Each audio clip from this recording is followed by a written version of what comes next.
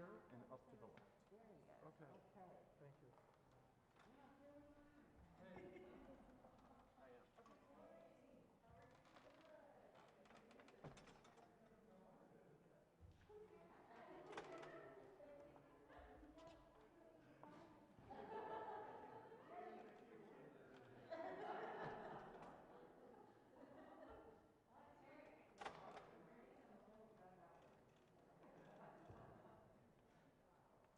You're not here.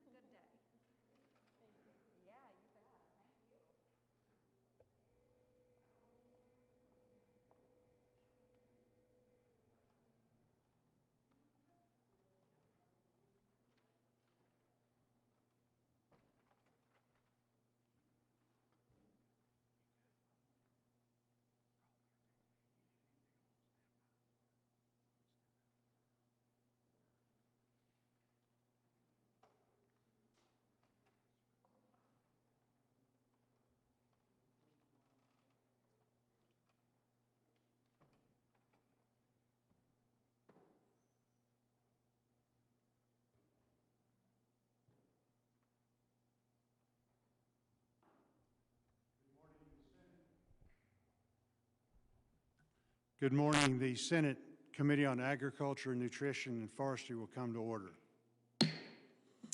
Today, the committee will be hearing from former Secretary Thomas J. Vilsack, President Biden's nominee for the Secretary of the United States Department of Agriculture. Secretary Vilsack, you are certainly no stranger to this committee or to the department you've been nominated to lead, having served as Secretary of Agriculture from 2009 to 2017 under the Obama administration. And you have an excellent reputation, and we look forward to working with you in the future. I've enjoyed working with you in the past and look forward to strengthening that relationship as we do good work in a very bipartisan nature on this committee to help our agricultural community. Before I begin with my opening remarks, though, I would like to take a minute to state for the record that this hearing is a little bit different than we're used to attending in the past. The Senate has not passed, it's on the verge, but it hasn't passed a resolution that allows for the committees of the Senate to organize. Thus, the committee has no official chairman at the moment, with the retirement of Senator Pat Roberts in 2020, who did an excellent job and we will miss. You will see that neither us or Senator Stabenow are sitting in the chairman's seat. We hold this hearing as equal partners today. Senator Stabenow, though, and I have agreed that this is an important hearing today, so that we need to get moving so that we can get the Secretary confirmed quickly to address the pressing matters of sending economic relief to those affected by the ongoing pandemic. This hearing shall not create any precedent as to how hearings or markups shall be announced and held when the chairman or ranking member are not officially appointed by the Senate. Senator Stabenow will share in the responsibilities of holding this hearing today and later to consider the nomination with a vote by the committee. It's my understanding that you have agreed to return to the committee in 4 to 6 weeks after arriving at the department to give us more time to discuss your priorities and early activities, since we're moving your nomination today very quickly. We look forward to that discussion. With that explanation, Mr. Secretary, I welcome you to the committee. And I would note that the committee has received a number of letters in support of your nomination and ask consent to include these letters of support into the hearing. So I assume that's without objection.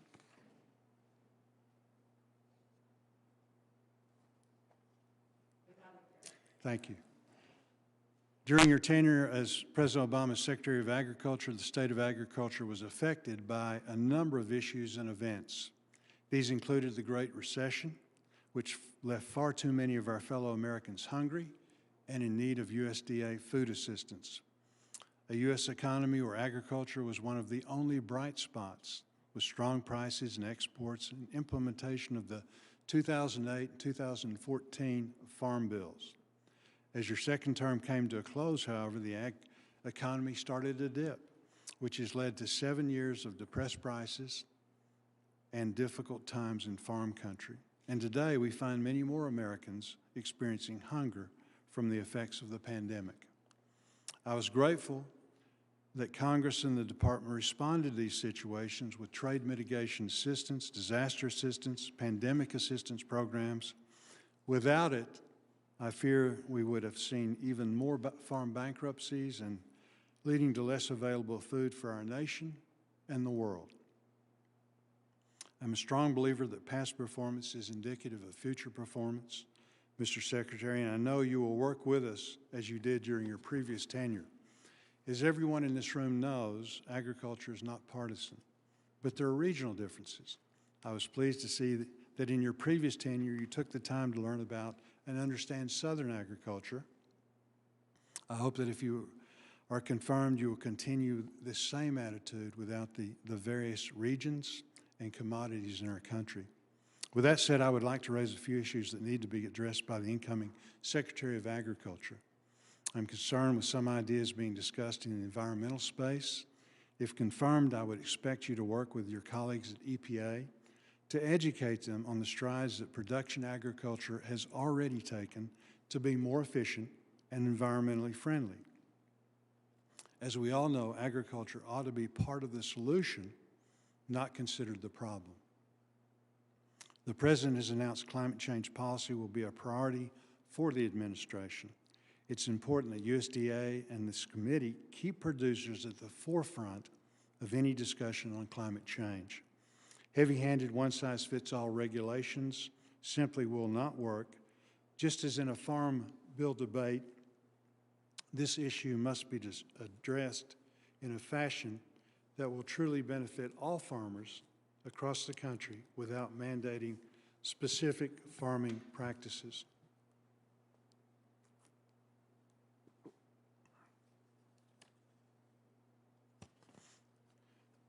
In Arkansas, our farmers have been conserving water by implementing innovative irrigation techniques, converting to surface water irrigation rather than pumping groundwater from the aquifer. Farmers have also improved soil health with cover cropping and minimum tillage, while our ranchers have taken on rotational grazing. These efforts should not be ignored during the policy debate on climate change. Trade is another active issue where your strong voice is needed. I urge you to play an active role in any trade discussions. American agriculture has borne the brunt of trade disputes in the past few years. Prior to that, our farmers and ranchers were competing with foreign governments that did not play by the rules then and that often do not play by the rules today. Our producers need new markets with more market access, and I hope you will continue to be an advocate in this area. We are all aware of the impacts the COVID-19 pandemic has had on our society. We learned our supply chain is more fragile and resilient than we thought. The supply chain didn't break, but the marketplace was certainly very challenging. We need to consider options to make the supply chain even more resilient. In the future, we need to have the ability to respond to these types of black swan events. Unfortunately, we must assume that it is not a question of if another pandemic will occur, but rather when. With the latest package of COVID relief signed into law in December, it is imperative that CPAP assistance gets to those most in need. The Biden administration has announced a 60-day review of some of this assistance while advocating for an additional $1.9 trillion to be passed by Congress. It seems to me that if time is of the essence and the department should move swiftly to deliver that much-needed assistance that has already been provided. I encourage you to carry out this review quickly, consistent with the clear direction in the law. It is imperative to deliver this assistance as those who are struggling this pandemic are well served now instead of later. Again, thank you for joining us today. I look forward to hearing from you and working with you if you confirm. Now I yield to Senator Stabenow for the opening remarks. I had the gavel for a little bit anyway. I think we each have a gavel today, so Well, that's the wonderful. big gavel's going to you very shortly. Well, but I am looking forward, first of all, thank you so much, Senator Boorman, and I'm looking forward, as I did with Senator Roberts, we really operate as co-chairs in the committee, and I, even though the Senate is still finalizing the formal organizing of the committees, as Senator Boorman indicated, I am deeply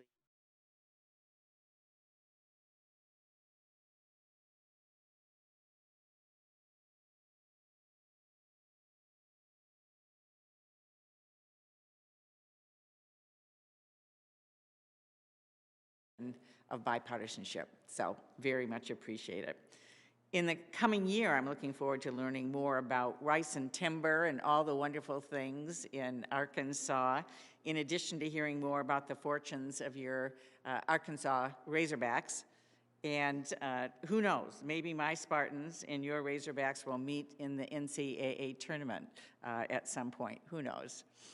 Our strong relationship is really one of the best things about our committee, and it makes it easier to put aside partisan politics and get things done. So, but first, our first job is to consider the nomination, which we are doing today, of former Secretary Tom Vilsack, who is no stranger to the Senate confirmation process or even the role that he's nominated for.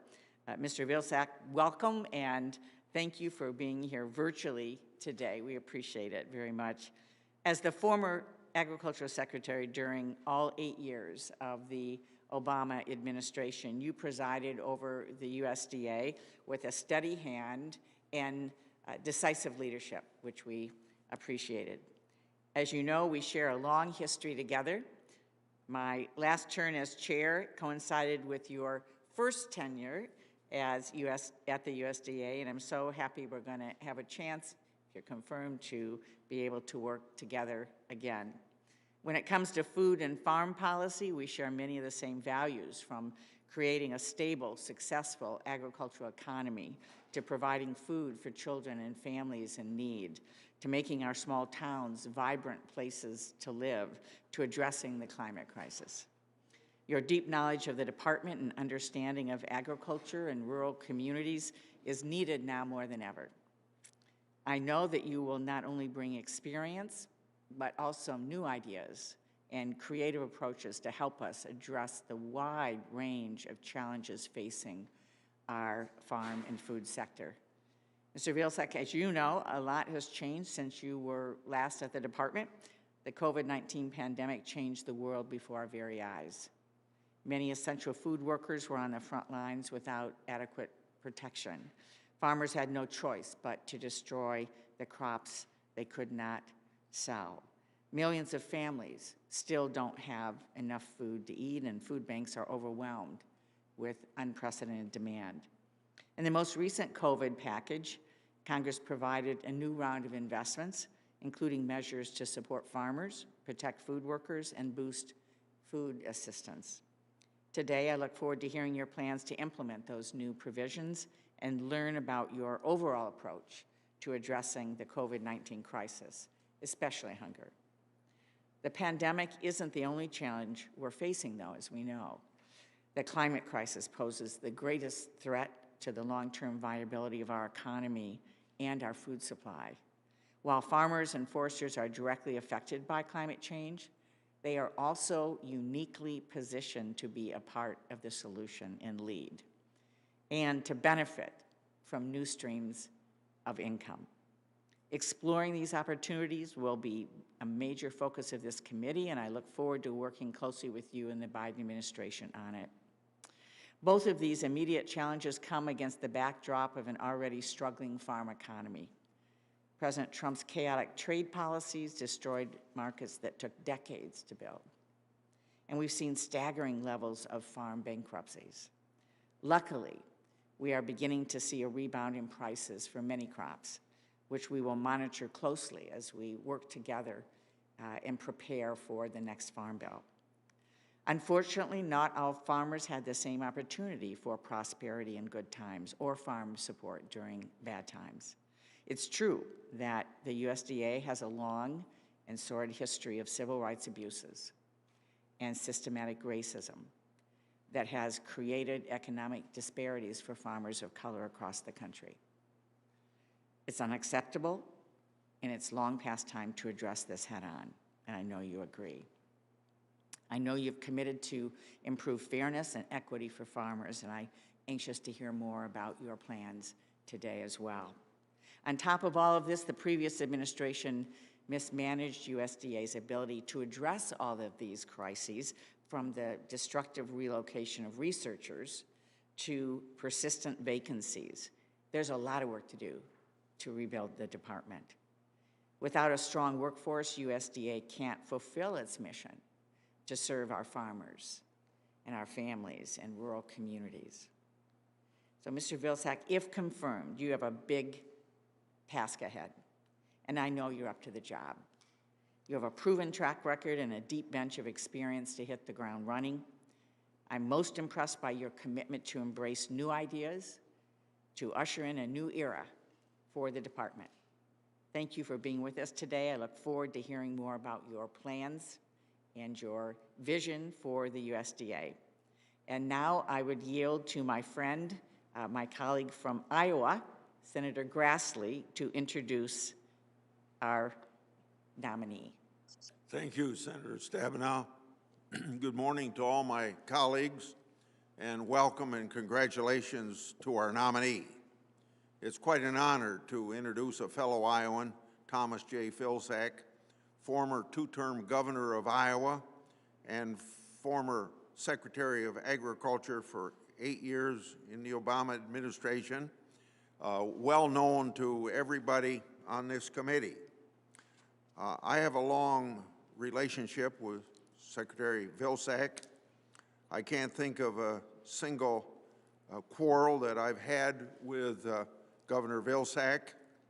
I know that he knows agriculture very well. He knows the importance of maintaining the institution of the family farm. We have 88,000 of them in Iowa. And he knows that the family farm institution is the foundation of success for American agriculture. And he knows how to faithfully execute the laws at the Department of Agriculture. 8 years of previous actions doing just that. Secretary Vilsack became mayor of Mount Pleasant, Iowa, and at a time that our nation was recovering from maybe the second worst agriculture depression we've had, caused by the farm credit crisis of the 1980s. Much like in those 1980s agriculture depression, the nation is continuing to recover from the impact of the coronavirus and the economic impact that that has. We've seen higher rates of food insecurity, continued food supply chain disruptions, and family farms struggling to balance their books. Should he be confirmed, and I think he will, the experience from the 1980s farm crisis will serve him well at this time of another family farms being under duress. I remember my first discussion with then-to-be Secretary of Agriculture Vilsack in 2009. I brought up with him my work of the involvement in the Pigsford operations. That was to get civil rights and equal rights for black farmers of America. And at the time he was going into office, there was still some carryover that was not being done in the right way by the people who had won their civil rights through the Pigsford cases. And he very definitely worked hard to see that those people got their rights delivered to them. And it was one of my requests of him at that time, because I was involved in the 1990s in those getting justice for those farmers. Secretary Vilsack also has a very strong history of promoting agriculture products both here and abroad. And as a governor, Secretary Vilsack expanded opportunities for green energy, including biofuels, so very, very important for the 43,000 jobs in Iowa. And as secretary, he made investments from the Commodity Credit Corporation to increase the amount of fueling pumps that carry E15 and E85 of ethanol. If confirmed, I'm looking to him to be a voice of reason within the administration on the future of biofuels, as he was in the 8 years that he was a member of the Obama cabinet. Finally, as governor, secretary, and most recently as CEO of the U.S. Dairy Export Council, he knows well U.S. agriculture is dependent upon access to our foreign markets. As former chairman of the Finance Committee, I'm committed to taking down barriers that limit this access and give U.S. agriculture a level playing field. And any U.S. Secretary of Agriculture plays a very important role in that. And Secretary Vilsack, in those 8 years, did that well as too. I'm very encouraged by the success of China Phase 1 agreement, and I'm glad that the USMCA helped achieve historic gains for agriculture. This work is reflected in the fact that corn and soybeans are highest they've been since 1913. By the way, Secretary Vilsack, in his position as CEO of that U.S. Dairy Export Council, had a news conference with me in Des Moines, Iowa, on the necessity of getting the USMCA passed. So even as a private citizen, he was working very strongly for export of our products. I'm looking forward to working with Secretary Vilsack to increase foreign market access so that our high-quality crops and livestock can be sold across the world. I often say that only 2% of the Americans that farm provide for the other 98% of the Americans, and they do it without a lot of appreciation. If confirmed, I know that Secretary Vilsack will continue to work for the family farmer and spotlight their contributions to agriculture and society. As an Iowan, that's part of his nature, just naturally, going way back to his being a lawyer in the small county seat town of Mount Pleasant, Iowa. Please know that you have an open door to my office, Secretary Vilsack, if you or your staff need a helping hand in any of the missions that confront you, and particularly those that confront all Americans because of the coronavirus. I urge all of my colleagues to favorably report your nomination out of committee as soon as possible. It's necessary to get your confirmation through the floor of the Senate very quickly as well. Congratulations, Senator Vilsack, or Secretary Vilsack. Well, thank you very much, Senator Grassley. Mr. Vilsack, I have two things next to address. First of all, to administer an oath we have to do for all nominees. So please stand and raise your right hand. Do you swear or affirm that the testimony you're about to provide is the truth, the whole truth, and nothing but the truth, so help you God? I do. Thank you. And secondly, do you agree that if confirmed, you will appear before any duly constituted committee of Congress if asked to appear? I will. Thank you very much. Well, welcome again, and we look forward to hearing from you, and your testimony, as you know, will be made a part of the record in its entirety, so you may proceed as you desire. Welcome. Thank you, Senator Stabenow, and thanks to you and Senator Boozman for the opportunity to appear today virtually and for the committee's indulgence. And I want to thank my senator, Senator Grassley, for those kind remarks and certainly for his long-time service to the people of Iowa and the country. He is someone that I have a great deal of admiration for and appreciate the fact that he took time to introduce me to the committee today. And it's not lost on me, ironically, that this is Groundhog's Day. And I realize that I'm back again, but I also realize that this is a fundamentally different time, and I am a different person, and it is a different department. And I think we have to recognize that going into this process.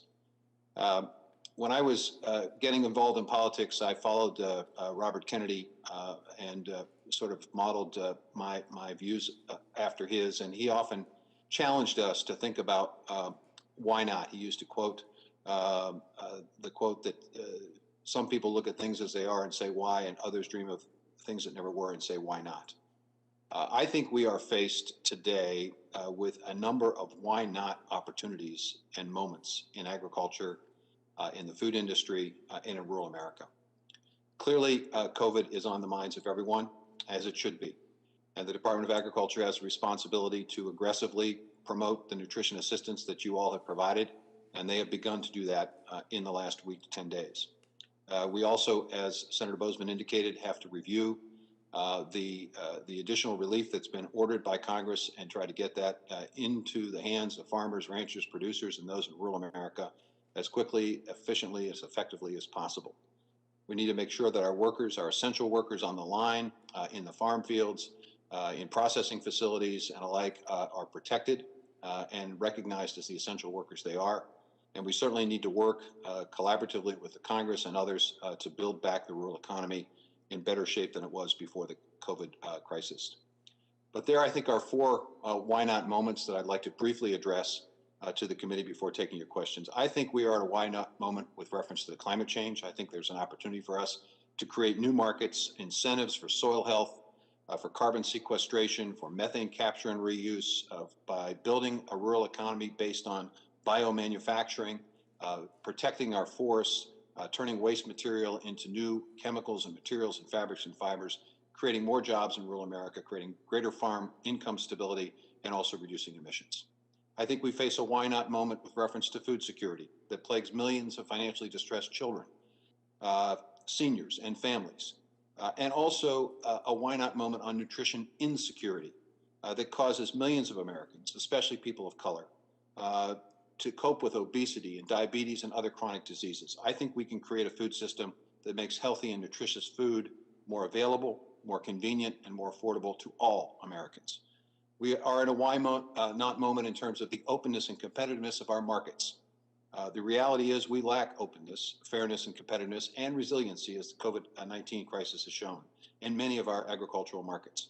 I think we can strengthen the rules and laws designed to promote openness and fairness. I think we can support more marketing and processing opportunities and facilities throughout the country that will help to create jobs, greater resilience, and more competitiveness in our food system. And finally, as Senator Stabenow has indicated, we need to fully, deeply, and completely address the longstanding inequities, unfairness, and discrimination that has been the history of USDA programs for far too long, to a future where all are treated equitably, fairly, where there is zero tolerance for discrimination, where programs actually open up opportunity for all who need help and lift the burden of persistent poverty for those most in need. And I'm happy to talk to the committee in great length about the plans to do just that. I recognize the unprecedented challenge that we face with COVID, and while pursuing these why not opportunities, will not shirk the duties and responsibilities of the department connected to COVID relief and recovery, as well as all of our other responsibilities. I look forward to working collaboratively with you on the committee, if confirmed, to state and local leaders, the private sector, the philanthropic sector, and hardworking and the dedicated team at USDA to make a brighter and better future possible in rural America for farmers, ranchers, producers, and those who live, work, and raise their families in rural communities. It is the faith that President Biden and Vice President Harris have placed in me, the confidence they have in us working together that can make a real difference to the country, and especially in rural America. And I look forward to the opportunity to work with all of you and to respond to your questions today. Thank you so much. And we will begin a round of 5-minute questioning, and starting with, I will toss it back to Senator Boozman. Thank you very much. Again, thank you for being with us. I'd like to talk a little bit first about trade. Our farmers and ranchers depend on strong relationships around the world. Expanding market access, ensuring that our producers have a level playing field free from non-tariff barriers is certainly critical. In the 2014 Farm Bill, Congress mandated the U.S. Department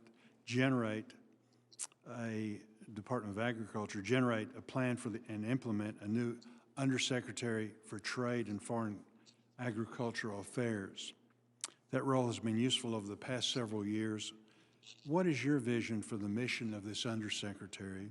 How can USDA work to strengthen trade policies in the coming year? Lots of discussion already in this meeting about that. And in particular, how will you work with the U.S. Trade Representative, our lead trade negotiator, along with the other trade policymakers throughout the executive branch to make sure that agriculture is a top priority? Senator, thanks for the question. First of all, as it relates to the Trade Representative's office, I think the USDA has a responsibility of making sure that there's a close communication between the U.S. Trade Representative's office and USDA. I think we need to make sure that we work collaboratively with them to implement existing trade agreements. Specifically, I'm talking about the USMCA. There are issues relating to Canada and Mexico with reference to implementation. I would hope to be able to work closely with USTR on those issues. I think we want to provide advice and counsel and direction and efforts to try to look at additional fair free trade agreements that could potentially be negotiated during the course of the Biden-Harris administration. I think it's fair to say that we have work to do in terms of making sure that we have a competitive opportunity. Many of our competitors are engaged in free trade agreements that provide a competitive edge. In many markets, we need to reduce that competitive edge. And I think the Undersecretary's office is an incredibly important one to do three things. One, to have a presence in those export markets, to make sure that U.S. agriculture is front and center in the minds of folks who are purchasing and consuming in those markets. Two, I think that office needs to work to create more partnerships in those foreign market opportunities. I know that there are universities, there are other ways in which we can create the kinds of relationships between our agriculture and our food companies and the consumers in these markets. And finally, we need to be part of an effort to continued promotion of U.S. agricultural products. I think if you have more presence, more partnerships, and more promotions, you'll have more trade. Thank you. President Biden has repeatedly said that climate change will be one of the administration's focuses, and he said that climate change is the #1 issue facing humanity.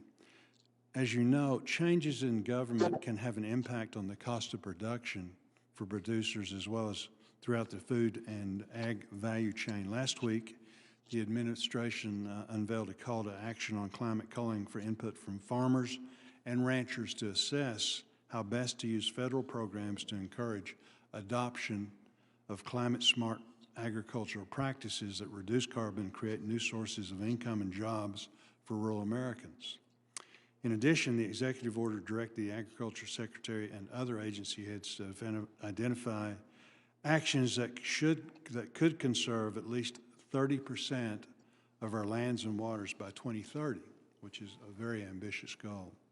In light of this directive, will you pledge to be a voice for farmers, ranchers, producers, and agricultural businesses throughout the food and agricultural value chain?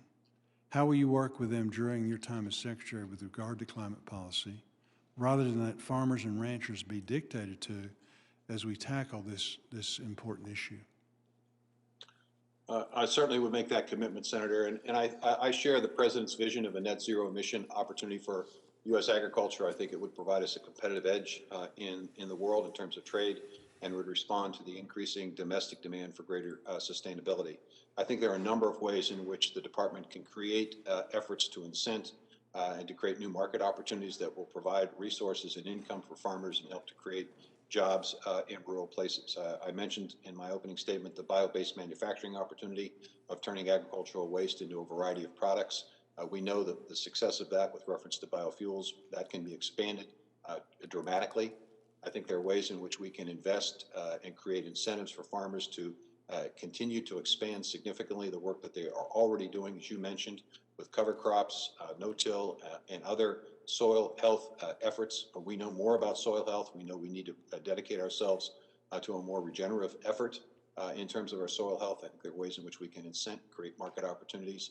I think Senator Braun and Senator Stabenow recognize this. They have suggested that the need for farmer input as we look at carbon capture and sequestration, making sure that the systems that are set up actually can have certified results that make sense, that will support markets and support the opportunity for these kinds of investments. And I think it's fair to say we will aggressively pursue an effort to get farmer input to make sure that programs that we design and the programs that we advance are ones that will work out in the field. Good. Thank you. Thank you, Madam Chair.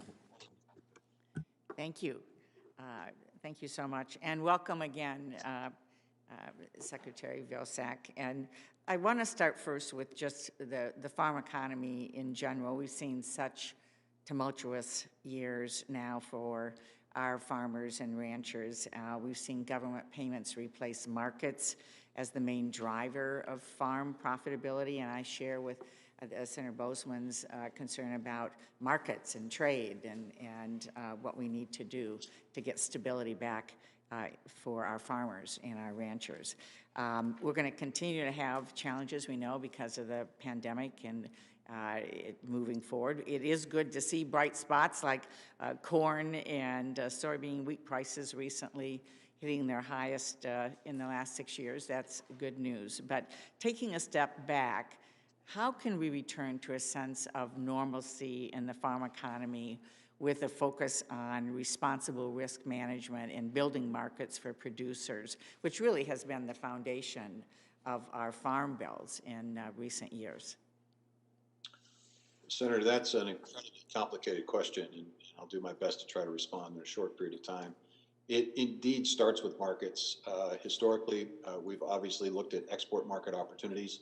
Anywhere from 20 to 30% of what's produced in this country gets exported. So clearly, a stable, secure trade policy that doesn't create havoc in the market, that doesn't put us at a competitive disadvantage, would be helpful in terms of our ability to sell product overseas. Expanding market opportunities in new market, I think Southeast Asia is an opportunity. I think eventually over time we're going to see potential opportunities in Africa. 1/2 of the world's increased population is liable to come in the next 15 years in that single continent. So we want to obviously be engaged in trade opportunities there as they evolve. Certainly our competitors are doing that. But it's more than just export markets. It's growing markets here domestically. By investing in a robust local and regional food system that creates market opportunities for small and mid-sized producers so they can negotiate their own price. We began that process in the Obama administration, but I think there's much, much more work that could be done in that space. It's about creating new markets, markets that have never been developed before. Carbon sequestration and storage, if done the right way. The opportunity for methane capture and reuse, if done the right way. The development of bio-based manufacturing that creates new market opportunities for agricultural waste, if done in the right way, can all create a more stable farm income and economy, and can also help to create and support the jobs that many farm families need as well in rural places. It's also about making sure that we have a safety net that operates. I mean, our farmers are definitely more interested in markets than they are aid, but there are times and circumstances that it requires significant investment by the government. We need to be prepared to do that. We need policies and programs that allow and enable that. And we need, obviously, a strong crop insurance program that provides protection in the event that Mother Nature simply won't cooperate. So it's all of that and probably much, much more. But well, thank you. Yeah, that's a very comprehensive answer in a few moments, and I couldn't agree with you more on all of those points. And I wondered if you could just take a moment to go a little bit more specific in the climate arena. As you mentioned, Senator Braun and I have bipartisan legislation, members of our committee, others are very interested in this. And our drumbeat is that whatever is done, it needs to be voluntary, producer-led, bipartisan, and that it really starts with what producers have told us about the lack of qualified technical assistance. So we know farmers are, from the hearings we did last year in this committee, already doing things that are making a difference, that are capturing carbon and lessening the carbon pollution. But there's so much more that could be done, and the Growing Climate Solutions Act is really about setting up that structure and the need to have that support for farmers. Could you speak a little bit more to that? With your permission, I think there are many proposals contained in what you and Senator Braun and others have proposed that could be essentially implemented administratively. For example, putting together an advisory group of farmers that would give us a better understanding and appreciation of how to structure a carbon sequestration, a carbon bank effort, making sure that we can, in fact, adequately measure and quantify the results that can be obtained by farmers, making sure that the benefits of whatever program we devise and develop accrue to the benefit of farmers and not necessarily to third parties, making sure that we promote the development of ecosystem markets that create those revenue sources for farmers, making sure that our conservation programs are structured and designed in a way that encourage and incent the kind of activities we know make a difference. Our soil is precious. We need to make sure we're investing in soil health. And we also, frankly, need to up our game on research. There are ways in which root systems of crops can potentially be designed in a way that will sequester more carbon. We ought to be exploring that. We ought to be looking at ways in which we can increase market opportunities for greater storage. I think agriculture is probably the first and best way to begin getting some wins in this climate area. I think farmers are prepared for it. Farmers are anxious to do it. If it's voluntary, if it's market-based, if it's incentive-based, I think you will see farmers, ranchers, and producers cooperate extensively.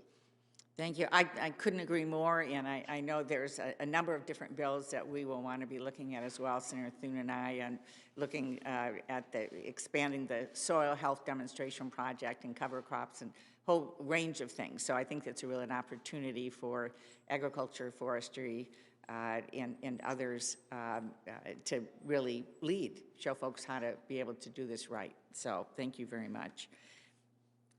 All right.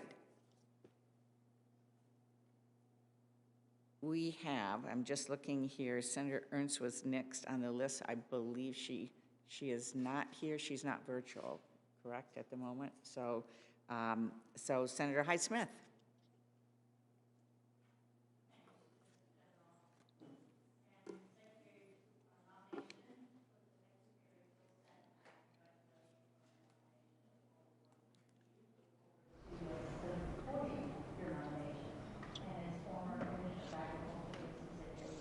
I can't hear the senator, so. I think we need to have a button pushed, yes.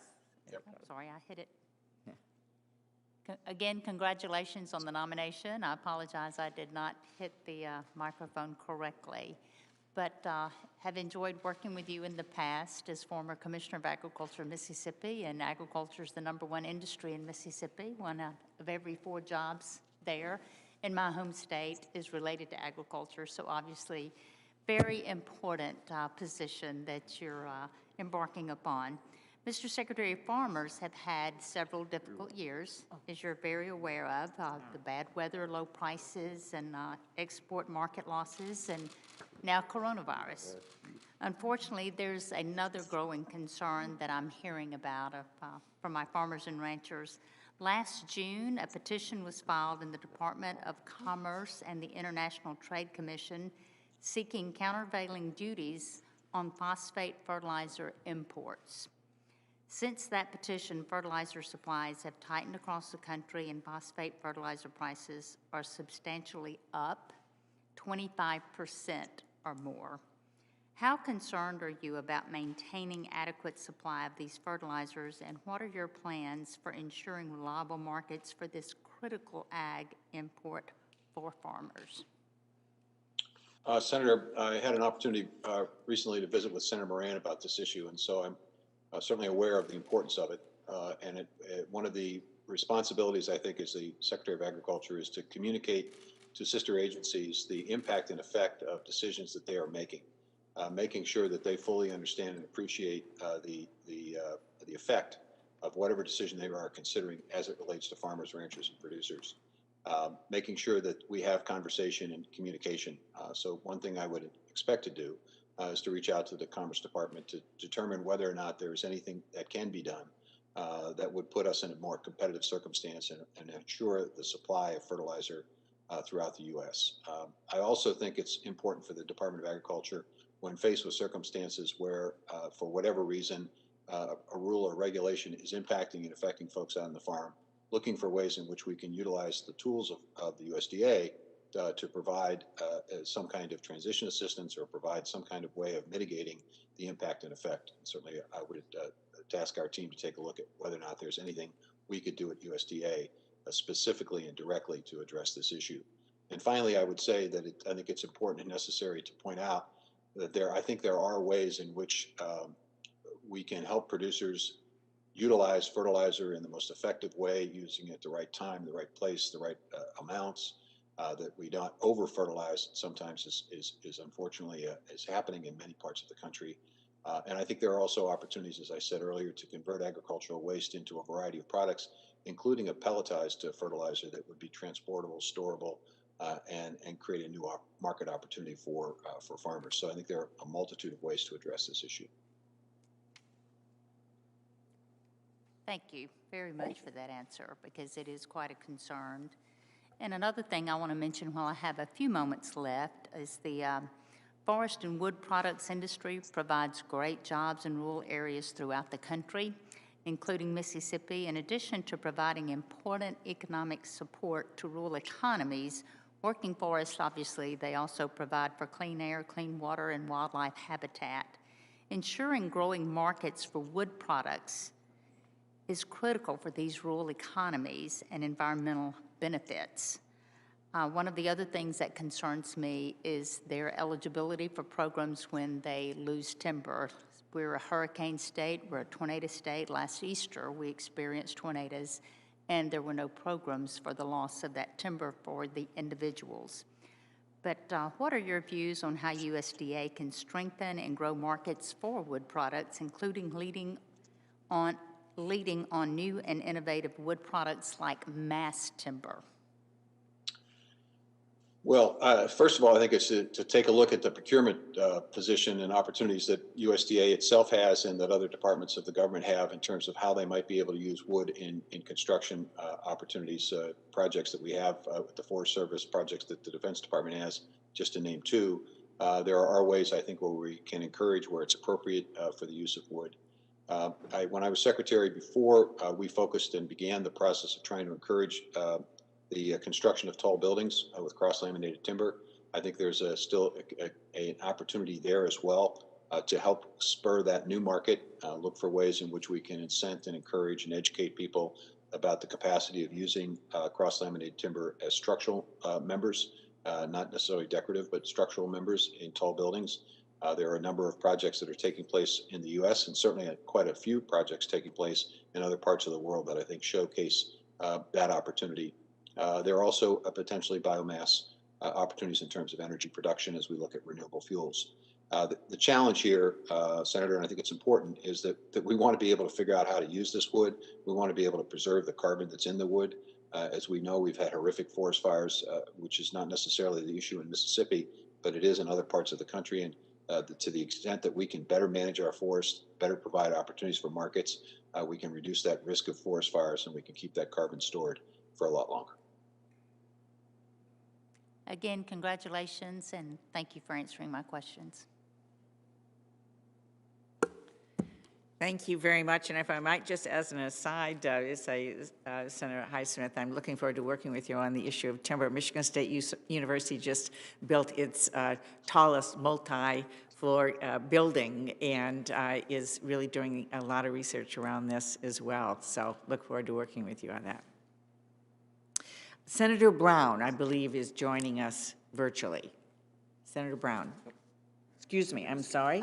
No, we are Senator Klobuchar.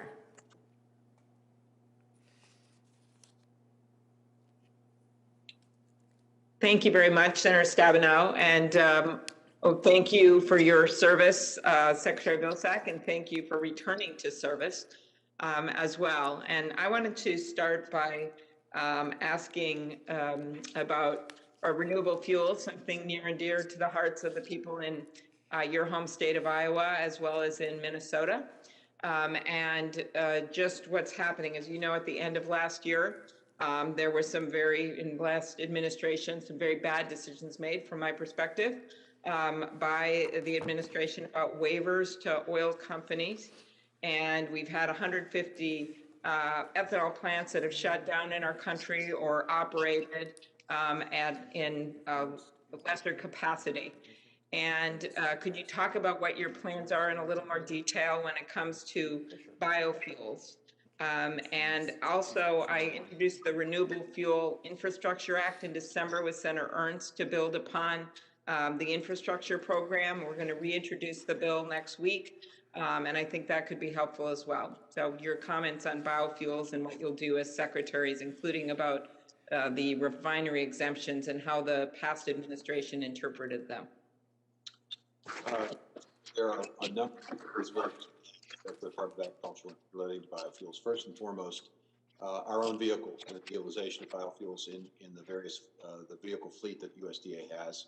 Certainly want to make sure that that's occurring and encouraging our sister agencies as they look at vehicles, as they look at marine fuel, as they look at jet fuel, to look at ways in which they can utilize biofuels appropriately and effectively and to spur the industry. Secondly, working with the... I note, Secretary, that above you or Secretary to be your 4 naval hats with you. And I've described that to people what those hats are. Well, 3 of the hats are from ships that I was on that were being refueled with biofuel. And it was an amazing experience to be in the middle of the Pacific Ocean and watch the refueling process.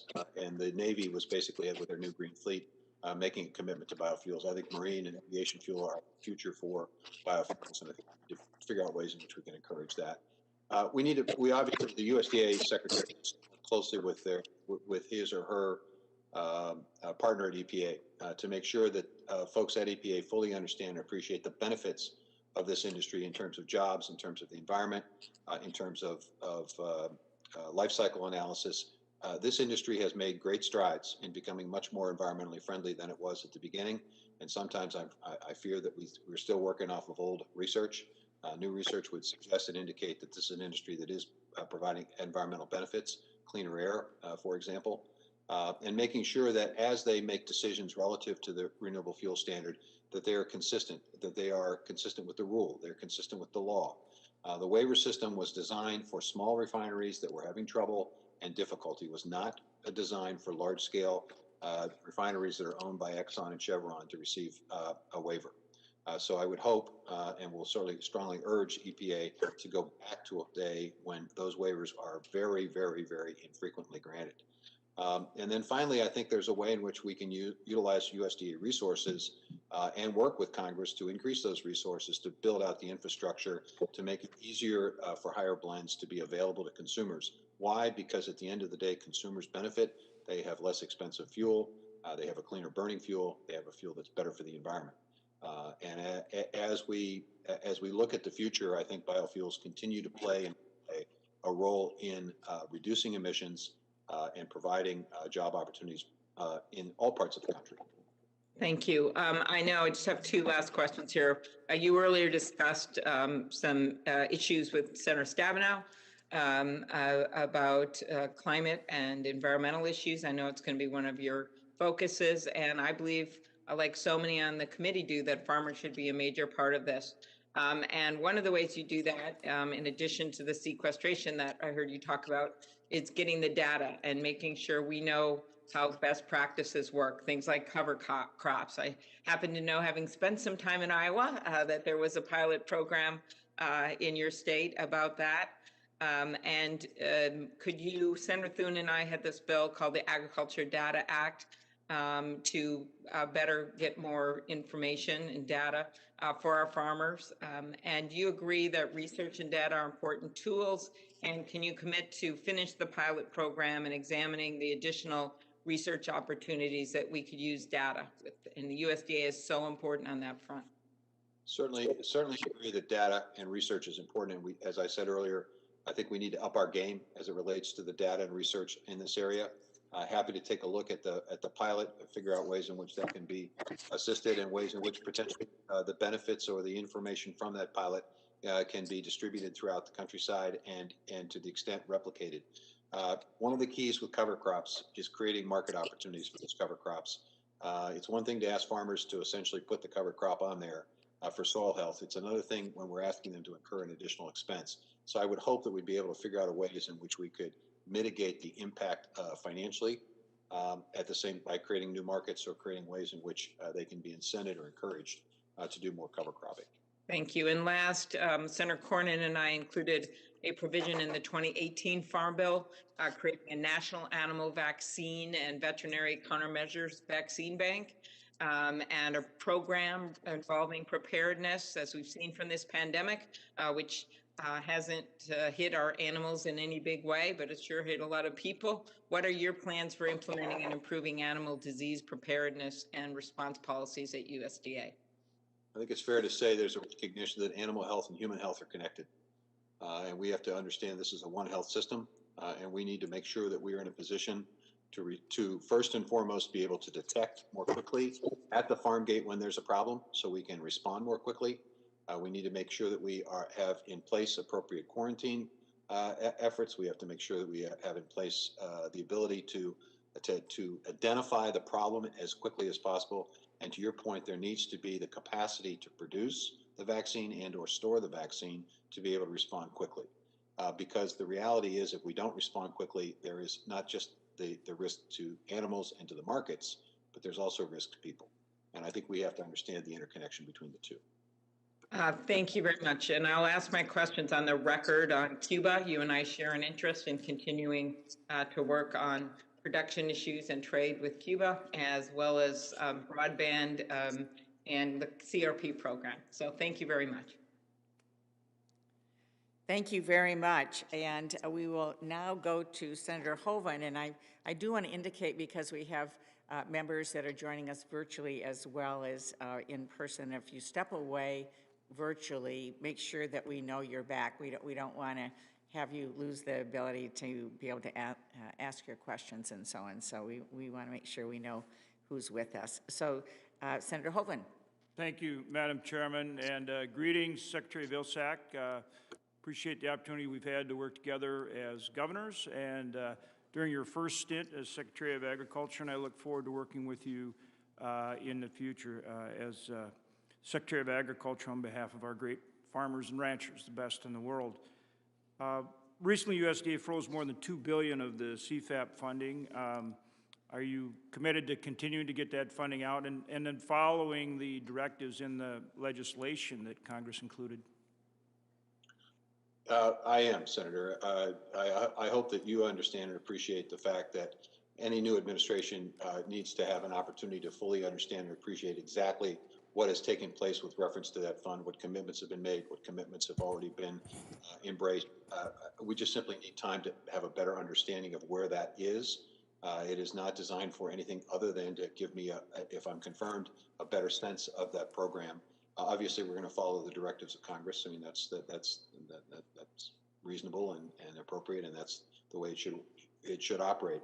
I would say that we are going to continue to look for ways in which the tools that USDA has can be utilized in the best possible way to provide the assistance that people need to help build the economy back better, to expand opportunities when and if that presents itself. But if there's directive from Congress, we'll obviously follow it. Two I particularly worked on are both the WIP Plus and making sure that we had follow-on funding to finish out the full intent of the WIP Plus funding, and then also QLA, Quality Loss Adjustment, something that I included both language and funding for, and would ask that in particular, as you work on those, that you would coordinate with our office.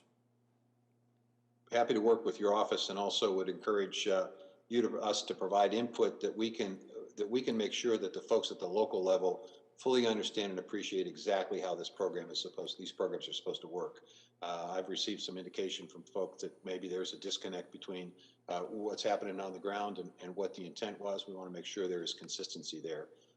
And to the extent that you can provide help and assistance to give us direction and instruction so our local folks know exactly what they need to do, that would be helpful, Senator. Thank you. I appreciate that. We will do that. And also on Precision Ag, the RISE program, something I mentioned when you and I talked earlier, we've actually secured 2 rounds of funding for that. I think there's about $10 million. That's a new program. It's going to be great for Precision Ag, same thing. And if we could have that same approach on RISE, I would greatly appreciate it. Well, absolutely. And I'm glad to see that you all have made the decision to focus and invest in this area, because as we deal with climate, as we deal with increased productivity, as we deal with farm income, and as we encourage soil health, precision agriculture becomes an important consideration. But to the extent that we can invest in it, learn from it, I appreciate it. Yeah, and RISE is Rural Innovation Stronger Economy. I use the acronym, but I think this is exactly the kind of thing that can have a very big impact, and I know you share that enthusiasm, and I appreciate that very much. On the carbon capture, we've talked about it a lot. I'd just like to emphasize, and of course I'm certainly willing to work with our chairman. She's, I know, a strong leader in that area, and our ranking member. He and I work close on everything. But it has to be farmer friendly. Has to be farmer friendly. Could you respond to that? Well, I think there is a concern that a carbon sequestration bank would potentially benefit investors or benefit third parties. It has to be structured and devised and designed in a way that the principal beneficiaries are farmers. Why? Because we want them to do this. We want to encourage it. We want to incent it. Why do we want that? Because it's a quick win in terms of climate change. And I think the farm economy, or the farm community rather, is really ready for this. There have been conversations in every major commodity group about this. There is a commitment to proceed forward. Farmers know how to do this. We need to embrace them and encourage them and incent them. And so whatever system we devise, whatever incentive program, whatever program we put together, it's got to be, there has to be farmer input, and it has to, at the end of the day, benefit farmers. And if it does, I think there'll be wide adoption of it. As formerly chair on AgriPulse, now ranking member, we work with the CCC, and the first priority of the CCC has always been funding the farm programs. I guess my question would be, do you feel that that the CCC is something that you would want to use for some type of carbon program, and are you willing to commit that the CCC has to be there to fund the priorities in the farm program first and foremost?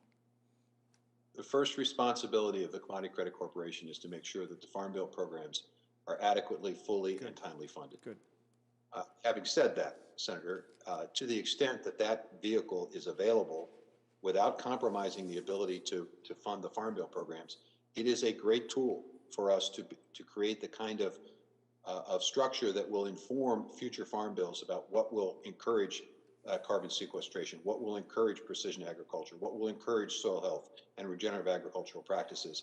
And to that extent, to the extent that there are resources available, I would hope that you all would provide me the opportunity to utilize that in a way, again, that doesn't compromise the Farm Bill programs, but advances and creates additional markets. Secretary Perdue had great flexibility, appropriately so, under the current COVID situation. I would ask for the opportunity to use that flexibility appropriately, effectively, and smartly to create the opportunity for you as you put together the next Farm Bill to understand what works and what would be helpful in terms of programs. We did use it to help with the trade, and I am encouraged. We are seeing more trade now, and we've seen some help there in terms of prices. I hope that continues. We know our producers want markets, and that's what we're all after. Two kind of final questions. I'll be quick. One is, we've got to do more for our livestock producers. We've got to get them more transparency and pricing in the market. We've got incredible concentration on the processor side. We've got to find ways to address that. That's a huge priority. If you could respond to that. And then one other point, Forest Service, we do need your help with the Forest Service, and it is part of the, as you know very well, part of the Department of Ag. We have ranchers out there in the grasslands. We need your commitment to help with those ranchers out in the grassland. So if you could just finish with responding to those two issues. In 30 seconds. Yeah. And I apologize, Madam Chairman, for going over. Yeah. We'll work collaboratively with farmers and ranchers in terms of access to forest land. You know, in terms of, gosh, I've now forgotten your question, Senator. Well, first, help for livestock producers, and then the Forest Service. Look, there's no question. We need to strengthen the laws that are designed to create more openness and more transparency and more price discovery. No question about that, but that's not enough. I think we need alternative processing opportunities. Why? Not just from the competitive standpoint, but also from a resilience standpoint. We found that when one or two processing facilities shut down during COVID, that it created havoc in the market. We can't have that. We have to have a more resilient food system, and that, in my view, requires us to look at ways in which we can incent and encourage more processing facilities. Thank you, and then help with the Forest Service for our ranchers. I thought I responded. Okay, yes. if you did, okay. Thank you very much. And again, Madam Chairman, thank you. I apologize for going over my time. Appreciate it. Thank you. Senator Bennett. Thank you, Madam Chair, and thank you, Senator Hoeven, for that question about processing. It's an important issue that we've got to address. Mr. Secretary, thank you for your willingness to serve and for your family's willingness to sacrifice. We deeply appreciate it, and I'm very grateful that you're back. As I think you know, our national forests are an essential part of our infrastructure throughout the West, providing water for our cities, sustaining agriculture, and driving our outdoor recreation economy. I want to say to the members of this committee, in case you know them, this infrastructure is as important to our country as the Lincoln Tunnel is to Chuck Schumer and to New York. And as you noted in your testimony, they also provide some of the best carbon capture systems that exist. Yeah, we're still not managing our forests like the critical infrastructure they are. And with climate change driving hotter and drier conditions, we're experiencing more catastrophic wildfires across the West, including the 3 largest in Colorado's history last year. Just in the last 3 years alone, NOAA tells us that this country spent these fires cost our country $46 billion, and that doesn't even include the economy, that doesn't even include health. $43 billion up in smoke in 3 years.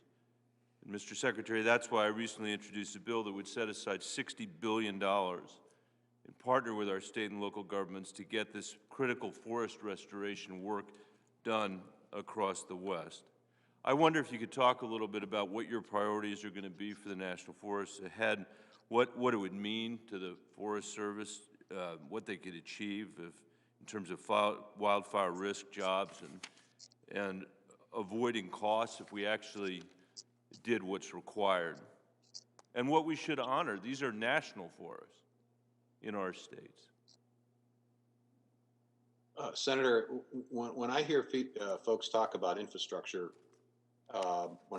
invariably there is a discussion about roads and bridges and locks and dams and ports and airports, all of which are incredibly important, and we absolutely require significant investment in improving the infrastructure of this country so we remain competitive in a global market, and that we can provide safe and secure access for the people of this country.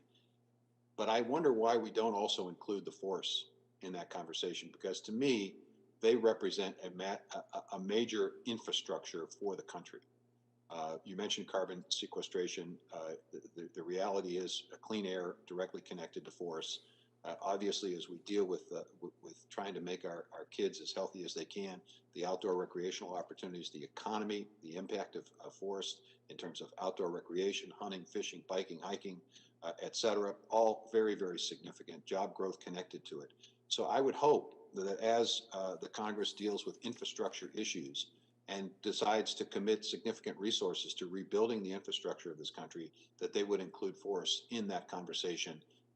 Because if they do, we can do a better job of maintaining the forest. In the meantime, I think it's up to the United States Department of Agriculture to use the fire budget fix that you all did enact more effectively and more efficiently, and utilizing that resource to do a better job to make sure that we're not diverting money away from the important job of maintaining and managing our forests.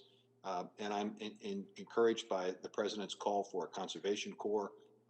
We can put people to work. We can create new opportunities for folks as we do a better job of maintaining and repairing our forests. So I think the Forest Service has tremendous opportunities here. And I look forward to working with you on your bill and any other way in which we can provide the resources to do a better job of forest management. And I appreciate that, Mr. Secretary, and I think the Conservation Corps is a really good idea, but we could create 2 million jobs in rural America, in the West, and probably in other places too. And in many communities that are facing a transition away from fossil fuels, this would create a real opportunity to drive incomes and drive jobs. In the limited time I have left, Mr. Secretary, it's my fault. I know, as you know, rural communities throughout our country and in Colorado face many of the same infrastructure challenges as larger communities, but they often face it with fewer resources and fewer staff. Too often, local staff are left to navigate the federal bureaucracy with little help. The pandemic has only made this problem worse, and I'm worried that it will set rural areas even further behind on broadband and infrastructure projects. There are steps that agencies can take to help, for example, simplifying application requirements, increasing field staff, improving coordination would help those rural communities compete for funding. You're now going to be in this job a second time, have the benefit of having been there before. So under your leadership, how will you make it easier for small and rural communities to access USDA's rural infrastructure funding? It begins by providing the technical assistance so people actually know what they need to do. We put together in the previous administration a thing called Strike Force, which was designed to provide a partnership between community building organizations and the USDA to create opportunities in persistently poor areas of the country for investment of all of our programs, not just our rural utility service programs, rural business development programs, all of our programs. And the reality is we first have to teach folks how to play the game. And that provides technical assistance, and we have to basically guarantee success. We have to work with them long enough and hard enough to basically get to yes. And I think I'm committed to doing that in persistently poor areas in particular, but across the country. We need to improve the technical assistance that we provide. And I think if we did that, we would see better utilization of the resources and get more help to more people. Thank you, Mr. Secretary. I'm over time, but I would say Senator Boozman mentioned that the President's executive order directs the Secretary of Agriculture to collect input from farmers and ranchers to use federal programs to encourage adoption on climate-smart agricultural practices. We've been having a series of meetings in Colorado with farmers and ranchers for the last several years who are adapting to drought, communities dealing with reduced snowpack, and local elected leaders who are facing these rising costs of wildfire that you and I were just talking about. And so, Mr. Secretary, I would like to invite you to come to Colorado at your soonest opportunity to begin to have those listening sessions on climate.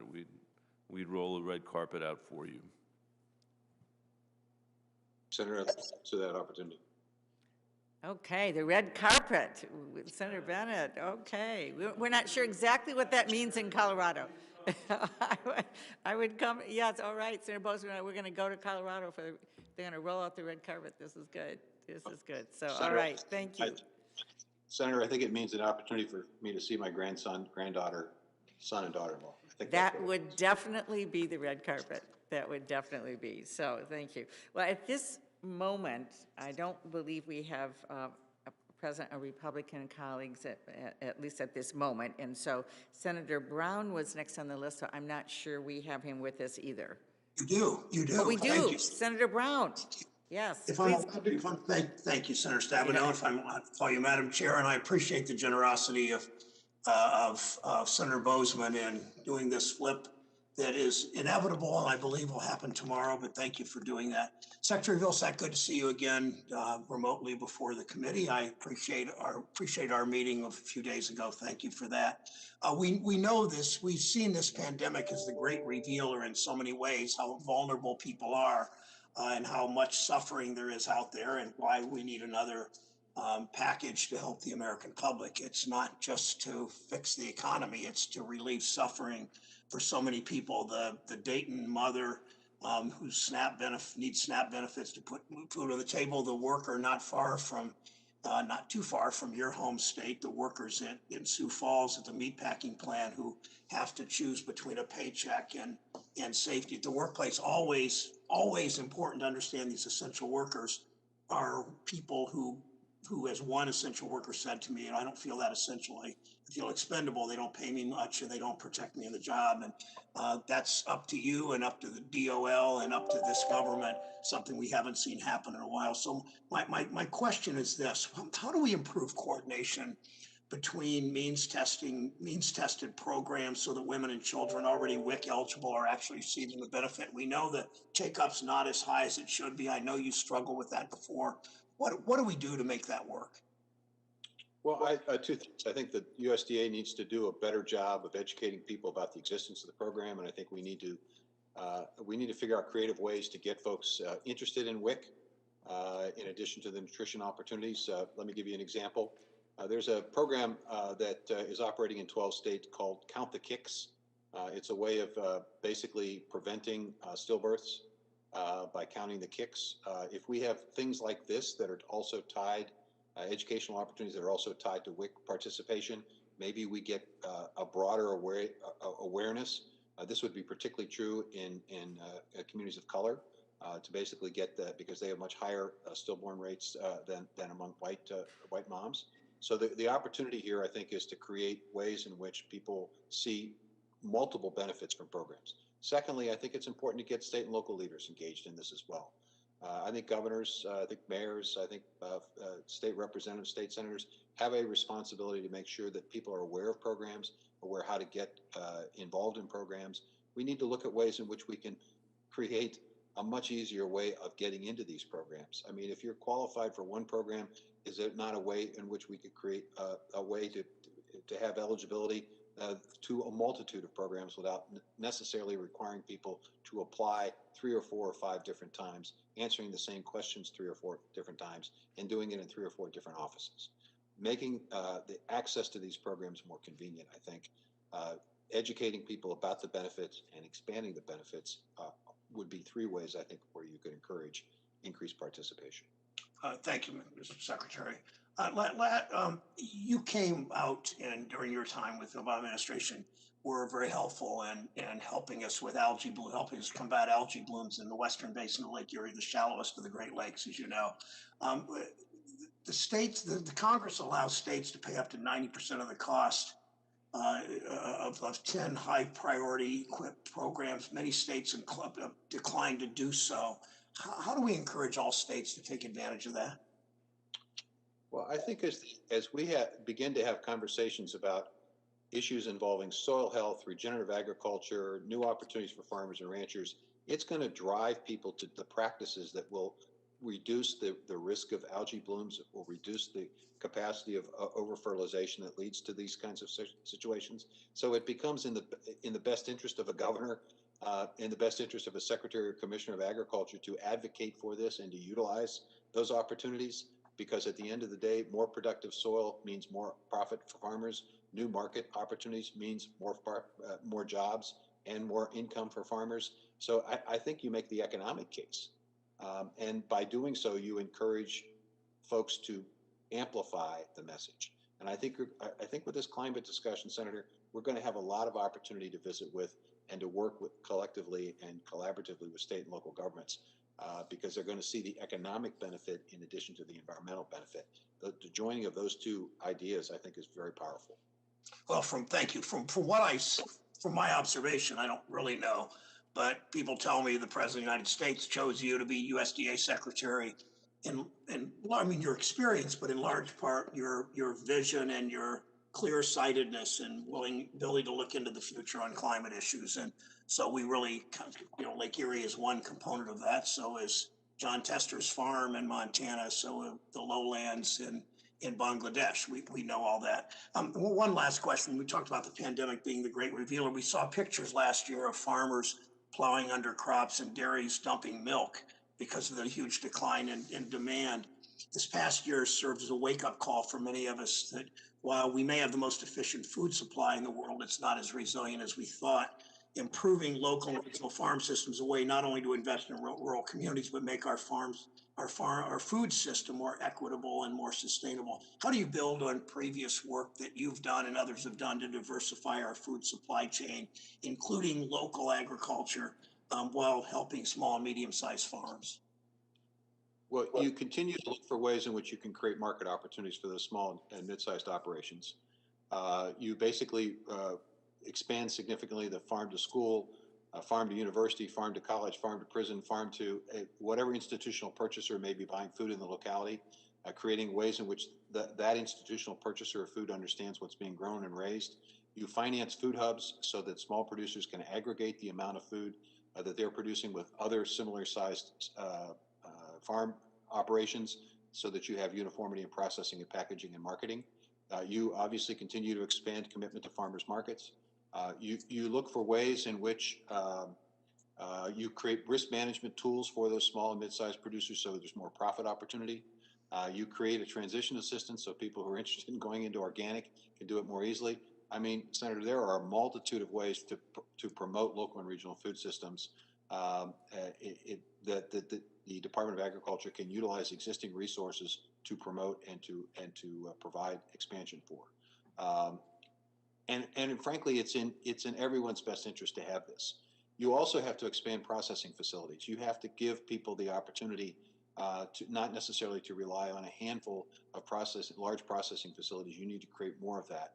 You started that process with the most recent COVID bill with a small program for processing. It's got to be much, much bigger than that, in my view. You also have a dairy donation program, which I think is an incredibly good idea because there's a disincentive now. You have to spend money to process in order to be able to get it to food banks. You have to make sure that food banks have the infrastructure to collect, store, and refrigerate perishable items if you want more of that to go into the food assistance network if we have a disruption in food service. So there's an entire supply chain program here that needs to be put in place, and USDA can impact and affect every single aspect of that supply chain. Madam Chair, thank you. Mr. Secretary, thank you very much for serving. Thank you very much. We'll go now to Senator Ernst, and I will remind members, I believe we have a vote that will start at noon, and so, but we will continue on through as many members as we can. So, Senator Ernst. Thank you, Madam Chair, and thank you, Secretary Vilsack, for joining us here today. It's great to have you with us again, and you do bring a unique perspective to this position. Not only have you had the opportunity to serve as our Agriculture Secretary before, but of course, more importantly, for Senator Grassley and I, you bring a unique perspective being from Iowa. And it is my hope that if you are confirmed to the position again, that you will stand firm for our farmers and ranchers in Iowa as you work to implement the new policies of this new administration. So as you know, Iowa, and you know this intimately, but Iowa is a top producer of our biofuels, both ethanol and biodiesel. A new report released just last week found that greenhouse gas emissions from corn ethanol are 46% lower than gasoline. The executive order, however, last week establishes a policy to change the federal vehicle fleet over to electric vehicles. And in light of this announcement, will you be directing the USDA to purchase Tesla trucks or that run on electricity, or will you be supporting our farmers and purchasing Ford F-150s that run on E85? Senator, I don't think it's an either-or circumstance. I think there's an opportunity to advance both. I mean, the reality is we're going to need biofuels in the biofuel industry for the foreseeable future. And you mentioned the study that came out. I think it's a Harvard-based study that I think underscores the fact that as we educate people about the environmental benefits of biofuels, we will see, I think, the opportunity to expand the utilization of biofuels. I mentioned earlier the importance of marine and aviation fuel. It's not just transportation, cars and trucks. It's also jets and ships that will use this fuel. So I think we look for expanded opportunities in a variety of different ways. At the same time, I think we recognize that there will be more and more electric vehicles that will be utilized in the country. And we also recognize that that's going to require energy. Where does that energy come from? Well, I think there's opportunities within rural America to promote rural renewable energy, which can also be beneficial to the farmers and ranchers and producers that we care about. And I certainly hope that you continue to echo that sentiment very loudly and clearly with the administration, because my concern is this, that, as much as my Democratic colleagues would like to talk about Donald Trump and biofuels, all day long, but when President Obama, your old boss, came to Iowa, he made a lot of really significant promises to these farmers and those in the biofuel industry. And I would argue that the reality is he simply wasn't a champion. We didn't see E15 year-round under his administration. He wasn't that champion. He put out the WOTUS rule, too, which was an attack on agriculture. So let's think ahead. 2022 is coming up. It is a significant milestone for the RFS. The renewable fuel standard will need to be reauthorized.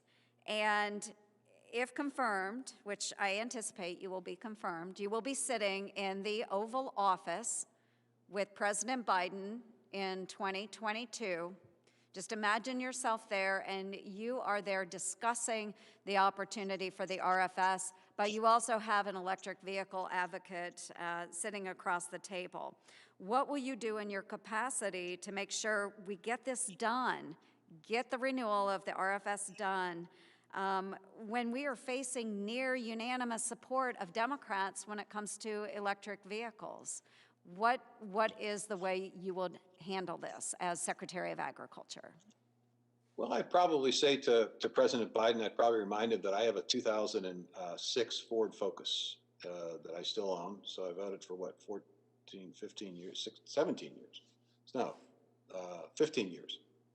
I would remind him that there are so many Americans like me and my wife who have cars that are 6, 7, 8, 10, 12 years old. And the reality is that we're going to need both. We're going to need a biofuel industry that promotes, as you pointed out, the greenhouse gas emission savings over gasoline. We're going to promote biofuels because of the octane capacity. So if we're really interested in expanding mileage over time, one way to do that is by having biofuels, higher blend biofuels that will expand mileage with new engines. And the reality is that General Motors and Ford and all of those other car companies, they're not going to stop producing combustion engines, cars with combustion engines. They're not going to stop that process. So we need an alternative fuel source in addition to complement our efforts on the electric. I don't see why we can't have both over a long period of time. We're going to need both. And while we're developing and ensuring that the infrastructure is in place, something the Obama administration did invest in, additional infrastructure to increase the opportunities for E15 to be utilized in several thousand gas stations around the country. While we're doing that, we also need to look for ways in which we can incorporate biofuels, as I said before, in other forms of transportation. And I think there are tremendous opportunities in aviation and marine fuel as well. So I think there's a future for this industry. I think that there are jobs connected to this industry. There's stability of farm income connected to this industry. I don't think I'm going to have to be too persuasive in that Oval Office to have the president who committed to the RFS during the course of the campaign to follow through on that commitment. And thank you, Secretary. I do hope you stand strong. I have a question that I will submit for the record, but it is about the 30 by 30 climate proposal. It was a climate executive order. It was a proposal to conserve 30% of U.S. land by 2030. And I know that that is also very concerning to our farmers to have a proposal that would limit the opportunity to them to farm with widespread retirement of farmland. So I will submit that for the record and look forward to your response. Thank you, Mr. Secretary. Thank you. And in the interest of time here as we move forward, so members know, Senator Leahy is next, then assuming we have time here, Senator Grassley, Casey, Fisher, Smith, Braun, Gillibrand. Those are the names that I have here, and I believe I just saw Senator Thune enter the room, so welcome. Senator Leahy, I believe you're with us. Thank you. Yes. Is it coming through okay? It is. Thank you. Good. Well, thank you very much. And Mr. Secretary, it's good to see you, even though it's like this. And we had a good chat the other day. I know we welcomed you in Vermont. We can't provide a grandchildren for you the way my colleague can in Colorado, but you know, every time you've been in Vermont, everybody's been happy to see you, Republicans and Democrats alike. And so we will see you there again, I hope.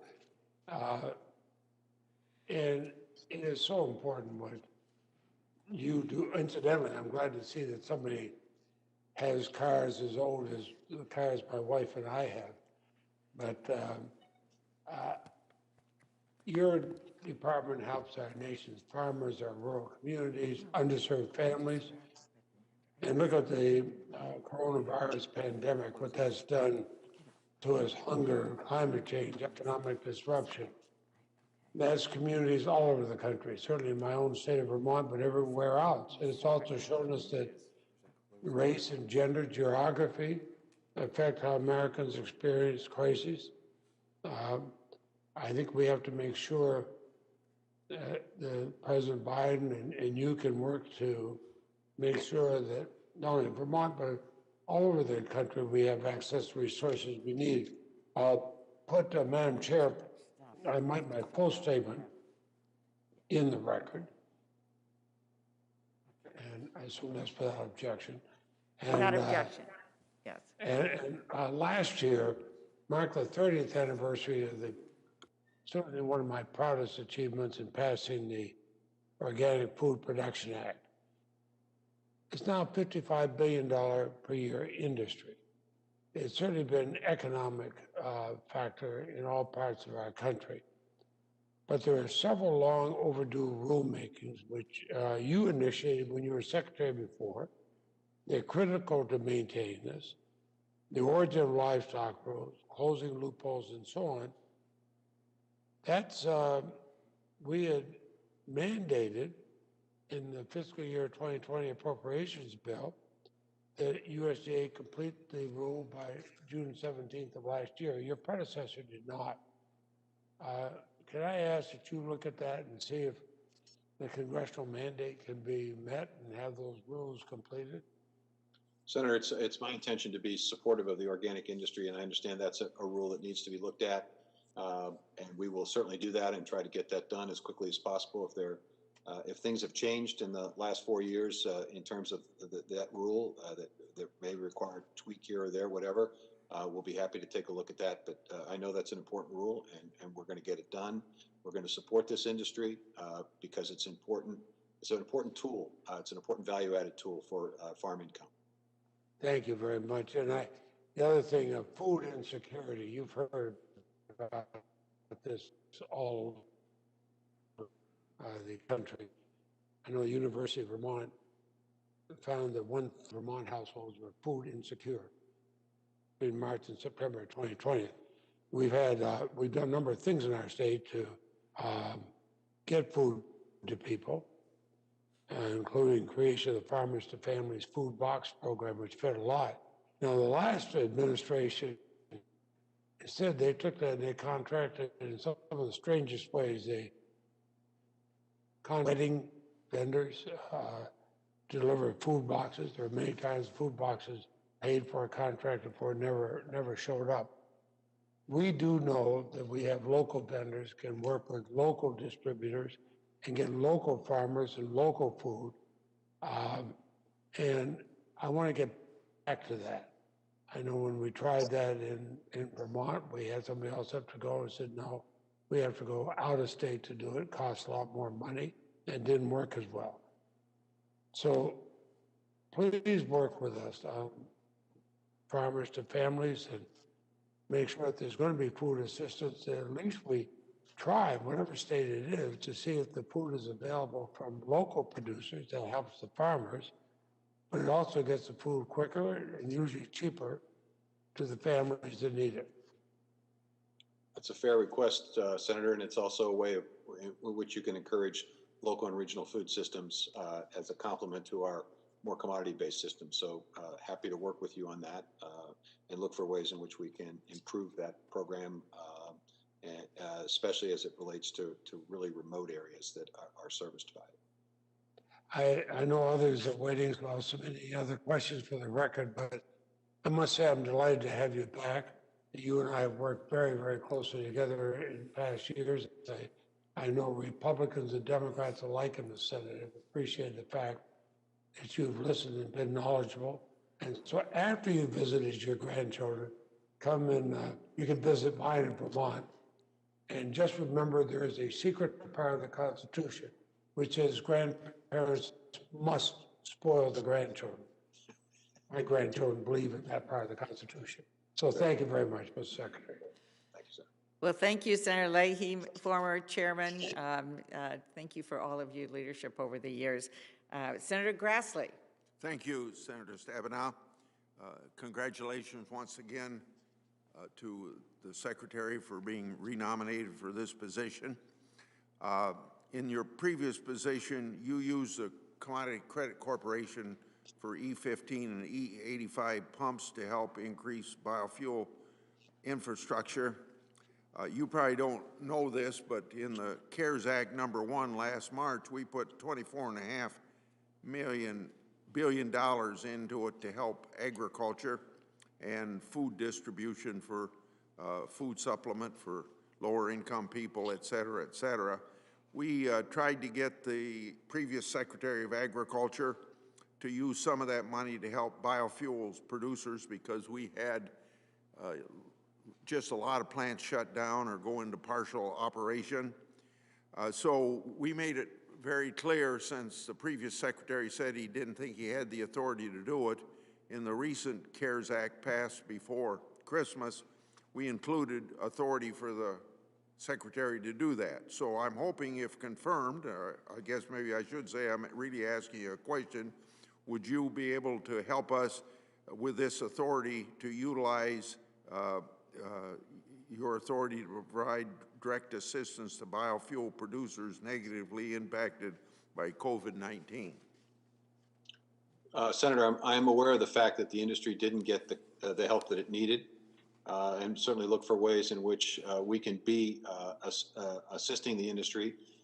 There's, in addition to what you mentioned, there's also the opportunity to take a look at the infrastructure program that Secretary Perdue did start. Not all of those resources, as I understand it, have been invested, so potentially there's a way that also could provide opportunities for us to help the industry at this point in time. So we will continue to look for ways to provide assistance because it's about strong markets for farmers and it's about jobs in rural areas. Okay.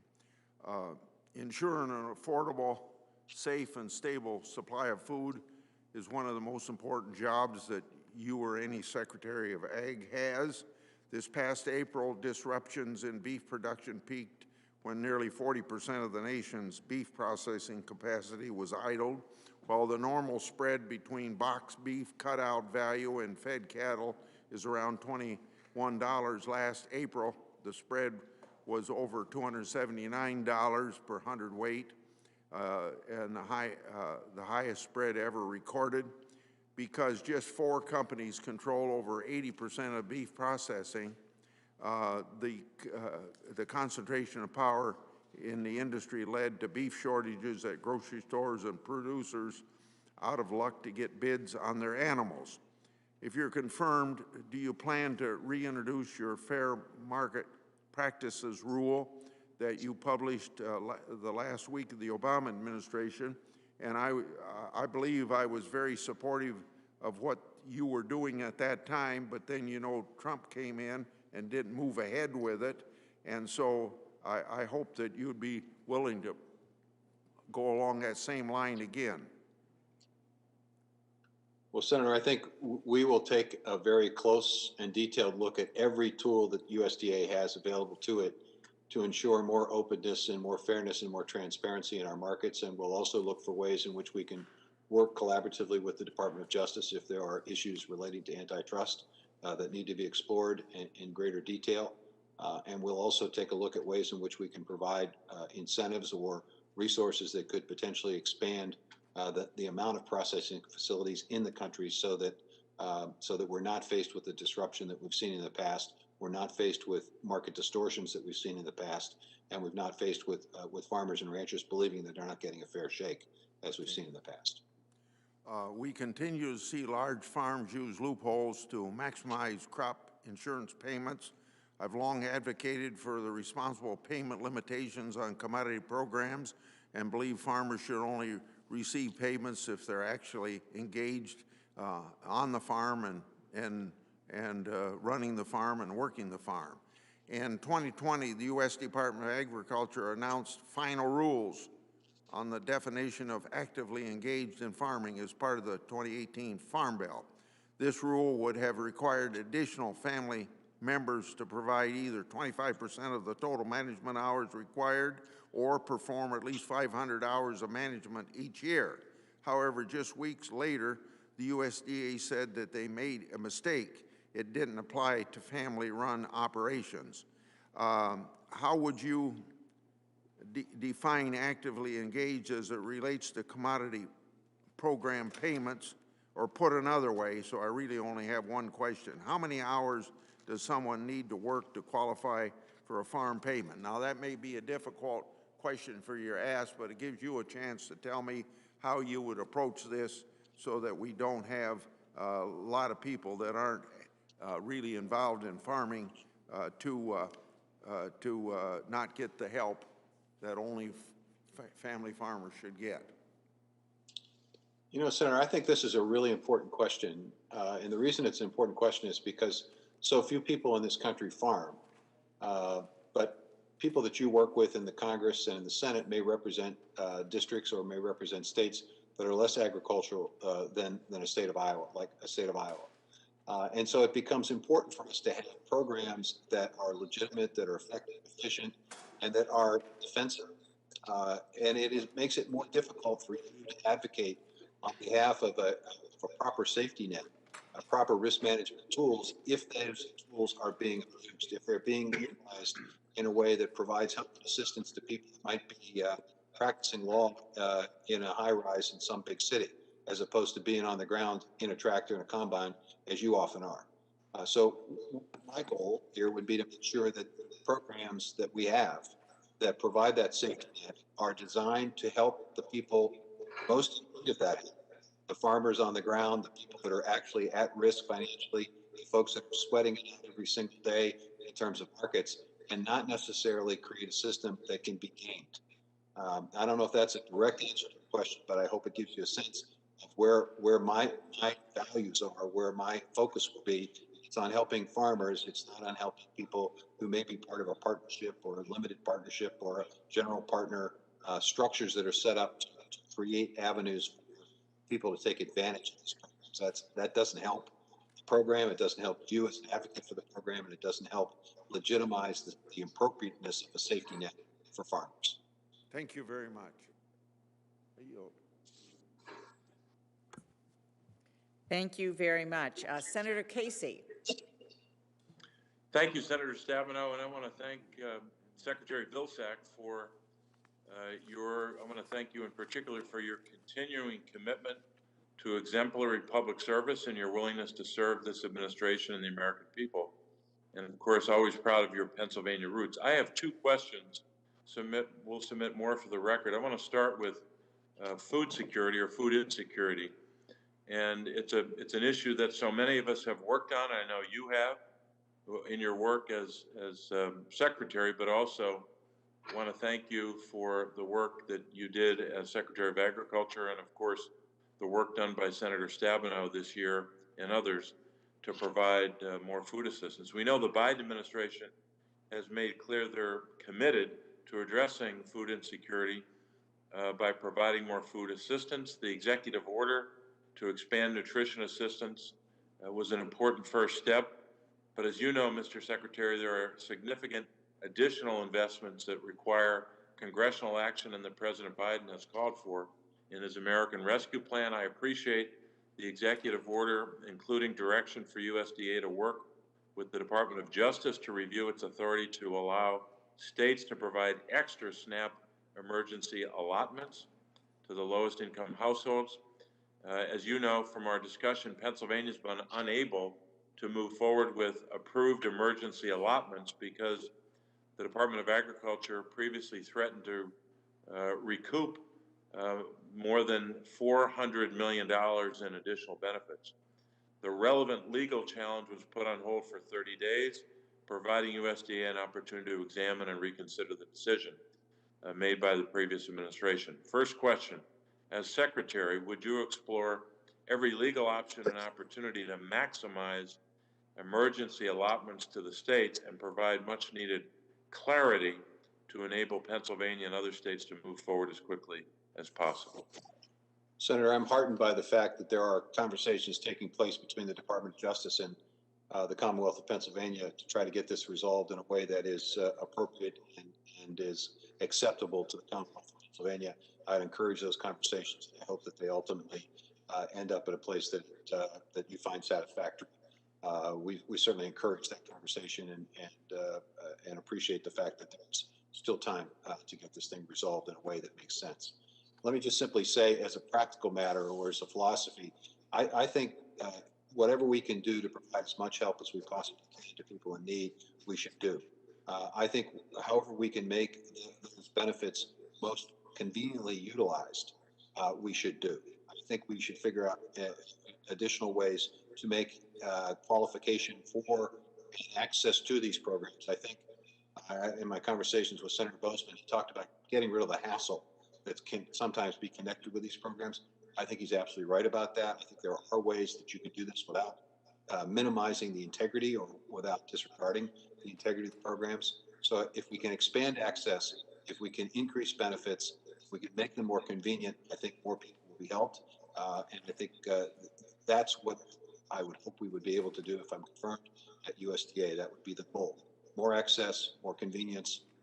And I frankly think at some point in time, you need to take a look at the level of benefit. It's great that it's been extended for 6 months, the 15% increase, but the reality is, I think you'll find that the way in which we calculate that benefit doesn't make sense today. And if you create a benefit that's tied to the way things are today, there's the need for an increase in the benefit. Mr. Secretary, thank you for working with us on this issue. My last question is about water quality and climate change. We know that the same practices and programs that we work to improve through the last Farm Bill for water quality also offer enormous climate benefits, as you know as well as anyone. We know the adoption of best management practices for water quality like forested riparian buffers and filter strips can also provide long-term carbon storage and emission reductions.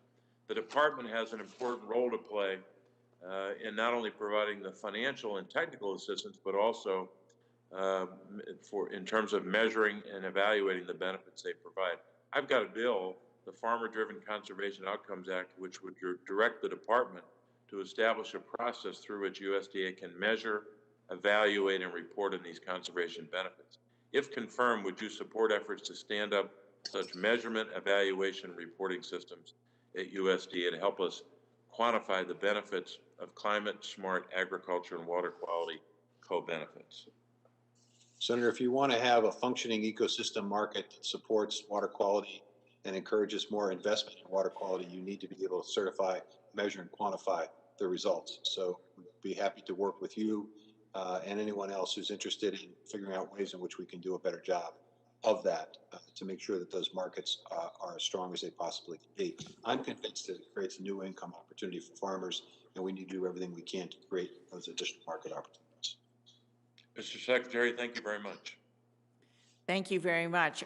Next, we have Senator Fisher, and just for everyone's knowledge, Senator Boozman has stepped away to vote. When he's back, I will do that. He'll conclude the meeting, but we will be able to have everyone who wishes to be able to question Secretary Vilsack. So, Senator Fisher. Thank you, Madam Chairman.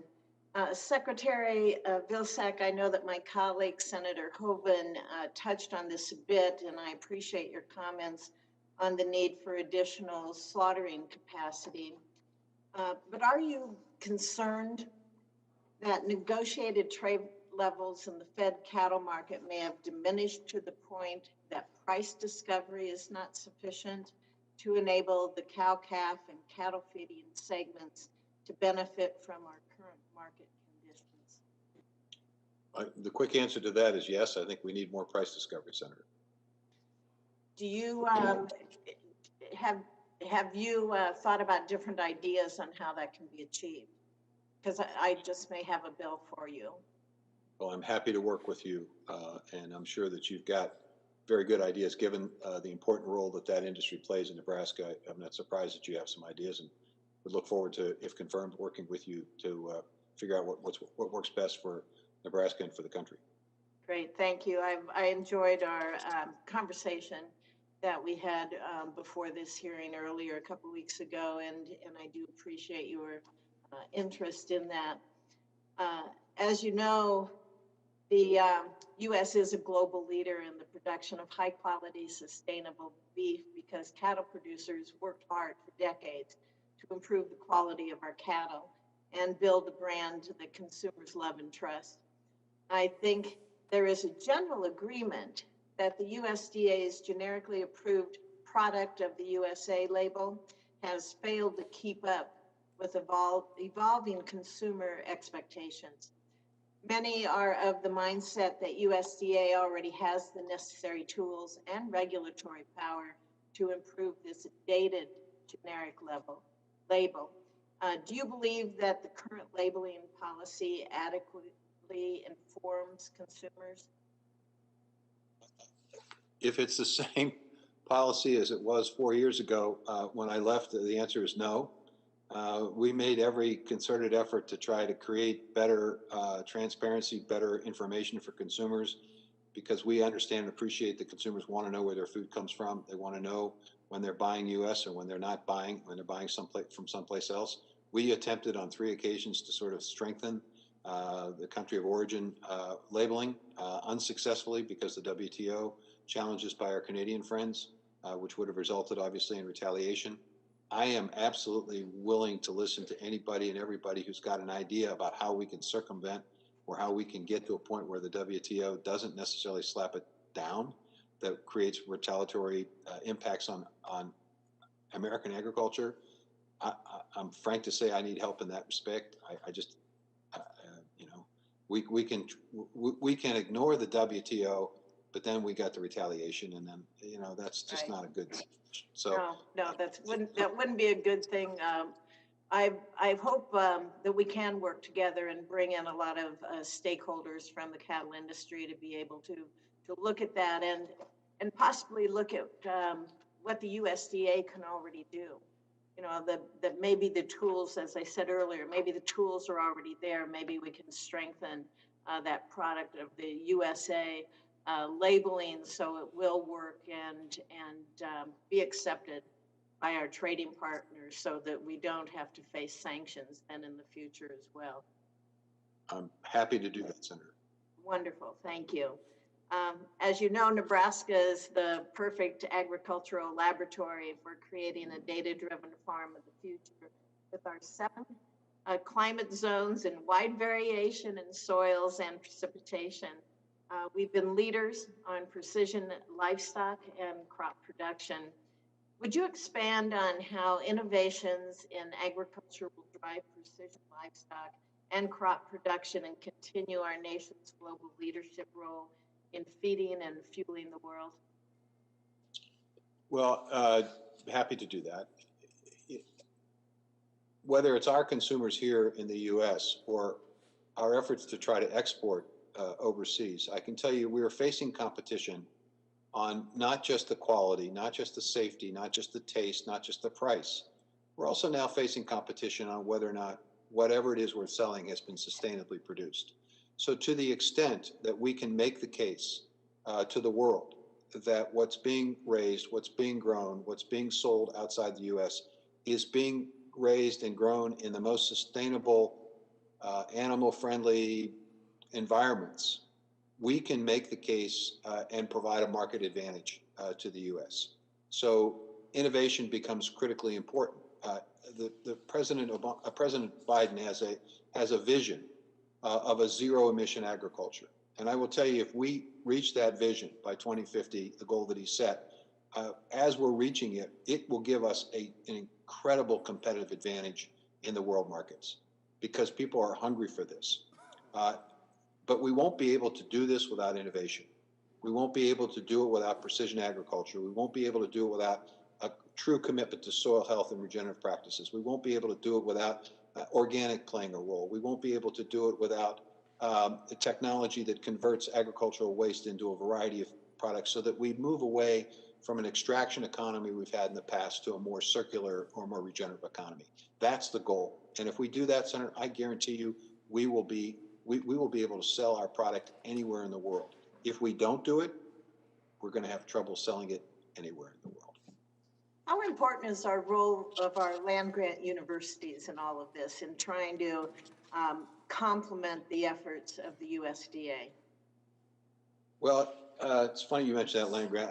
This is a 1863 report of the Commission of Agriculture. It was part of the Interior Department. It's the first report from the Commissioner of Agriculture to Abraham Lincoln. If you read the preface of that document, 600 pages about agriculture in the United States, you would be surprised how much similarity there is between that period of time in 1863 and now, and the critical role that education, the land-grant university system that was launched in 1862, and the need for research and innovation has in providing more profitability, more opportunity for farmers, ranchers, producers, and people who live in rural America. it's just the land-grant university is one of the great gifts that President Lincoln and succeeding generations have provided to this country, and it has an important role. Yeah, I think it has an essential role. And it's not just the 1862s, it's also the minority serving institutions that also have that role in making sure that information gets out to the country. And I would hope that the USDA could work collaboratively, and I believe it would, if I'm confirmed, will work collaboratively with that land-grant university system. I've spent the last 4 years affiliated with Colorado State University, and as a governor, I had a very keen understanding of Iowa State University. So I can tell you that it's a tremendous, tremendous treasure, and we need to utilize it, and we need to invest in it across the board. And if we don't, we're not going to have the innovation that we need to be competitive. Well, thank you very much. Appreciate your being here today and your clear answers. Thank you, sir. Senator Smith. Thank you very much, Secretary Bozeman. And Secretary Vilsack, it's great to see you again. I will give you a chance to take a sip of your tea or coffee because you've had a long morning so far. I so appreciated the chance to visit with you a couple of weeks ago, and I really appreciate, as a fellow Minnesotan, your understanding of the diversity of agriculture in our part of the country and the importance of family farmers and ranchers. And I really liked also the way you framed up your comments today, this morning, in terms of 4 what-if moments around climate and food security and competition and inequity. And we've had a lot of great conversation about climate and biofuels, so I want to just associate myself with those good questions from Senator Klobuchar and others. I'd actually like today to hone in a little bit on this question of inequity, and especially what USDA can do to expand access to resources, especially access to credit. So, you know, I'm sure you know in Minnesota, we have Hmong refugees that brought their farming traditions to Minnesota in the 1970s. We have a significant community of Latino farmers that are really integral to our ag sector, led by great organizations like the Latino Economic Development Center. And we also have Native farmers that are really central to our history and as they work to diversify their economies, are working hard to find markets for their unique products like wild rice, which is becoming a very prized product overseas. So in the 2018 Farm Bill, I pushed for provisions that would help to evaluate access to credit and how well diverse farmers, farmers of color, have access to credit as they work to build their family businesses. And the study came out, they did that. The study came out in 2019, and it found that traditionally underserved farming communities face really significant barriers to receiving private agricultural credit. And that traditionally underserved communities are often not even aware of what their credit options and lending options are. So in the spirit of your opening comments, could you just expand a little bit on how you see this and what you think the USDA can do internally and externally to ensure that these communities are aware of and have true and full access to credit options as they try to operate their farms? There are multiple steps that need to be taken, Senator. First of all, I think we need to take a much deeper dive than has ever been taken before in terms of the USDA programs to identify what barriers actually in fact exist in each of those programs. And I would anticipate and expect that we would put together, for lack of a better term, an equity commission or a task force that would be charged with taking a look at USDA programs, identifying, is there systemic racism inherent in these programs? Are there barriers, maybe intentional or unintentional barriers, that make it difficult for people to access the programs? And if so, how do we correct that? What steps need to be taken? Number one. Number two, I think it's about technical assistance and making sure that we work with people who are trusted in the community. It's very difficult sometimes in those communities to go in from the government and say, you know, the old adage, we're from the government, we're here to help. Maybe it's better to say, we're from the government, we want to affiliate ourselves with a community building organization that you do trust, that you do listen to. And then we want to work with that community building organization to provide the information and the technical assistance and the awareness and the steps necessary for you to be successful in developing these programs. Then I think it takes a workforce that's diverse, that has the right perspective. Maybe some of the people themselves have been through this, so that you essentially have people that are sympathetic and understanding, that maybe the rules may not be fully understood. It may take a little time. It may take some patience to get it done. And then to the extent we have an appeal process, that appeal process has to be true, has to be a real appeal process. It can't be a whitewash, if you will. What we need is to make sure that we have people on those appeal boards at the county level and at the state level that also represent that diversity. And when I was secretary before, I exercised the power to enhance the diversity in many of those county committees. Obviously willing to do that again, but what the hope would be that folks locally understand and appreciate the necessity of having that voice, that person in the room that can explain why this appeal should be considered. And also, I would say it's also accountability and making sure that if I'm confirmed as secretary, and the undersecretaries and the people who are responsible for administering these programs are held accountable. So that means collecting information and data to make sure that we are aware if there's a problem, where the problem might be, so we can address it as quickly as possible. Those are some of the steps that need to be taken, I believe.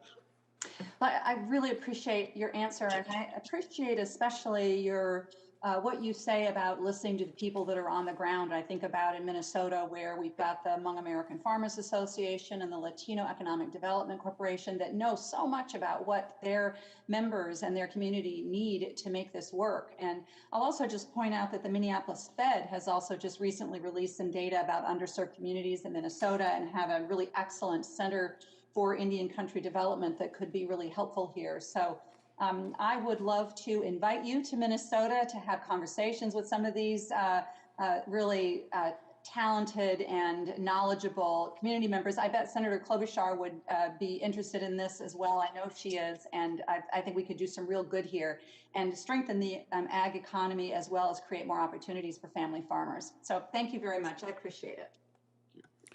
Senator Braun.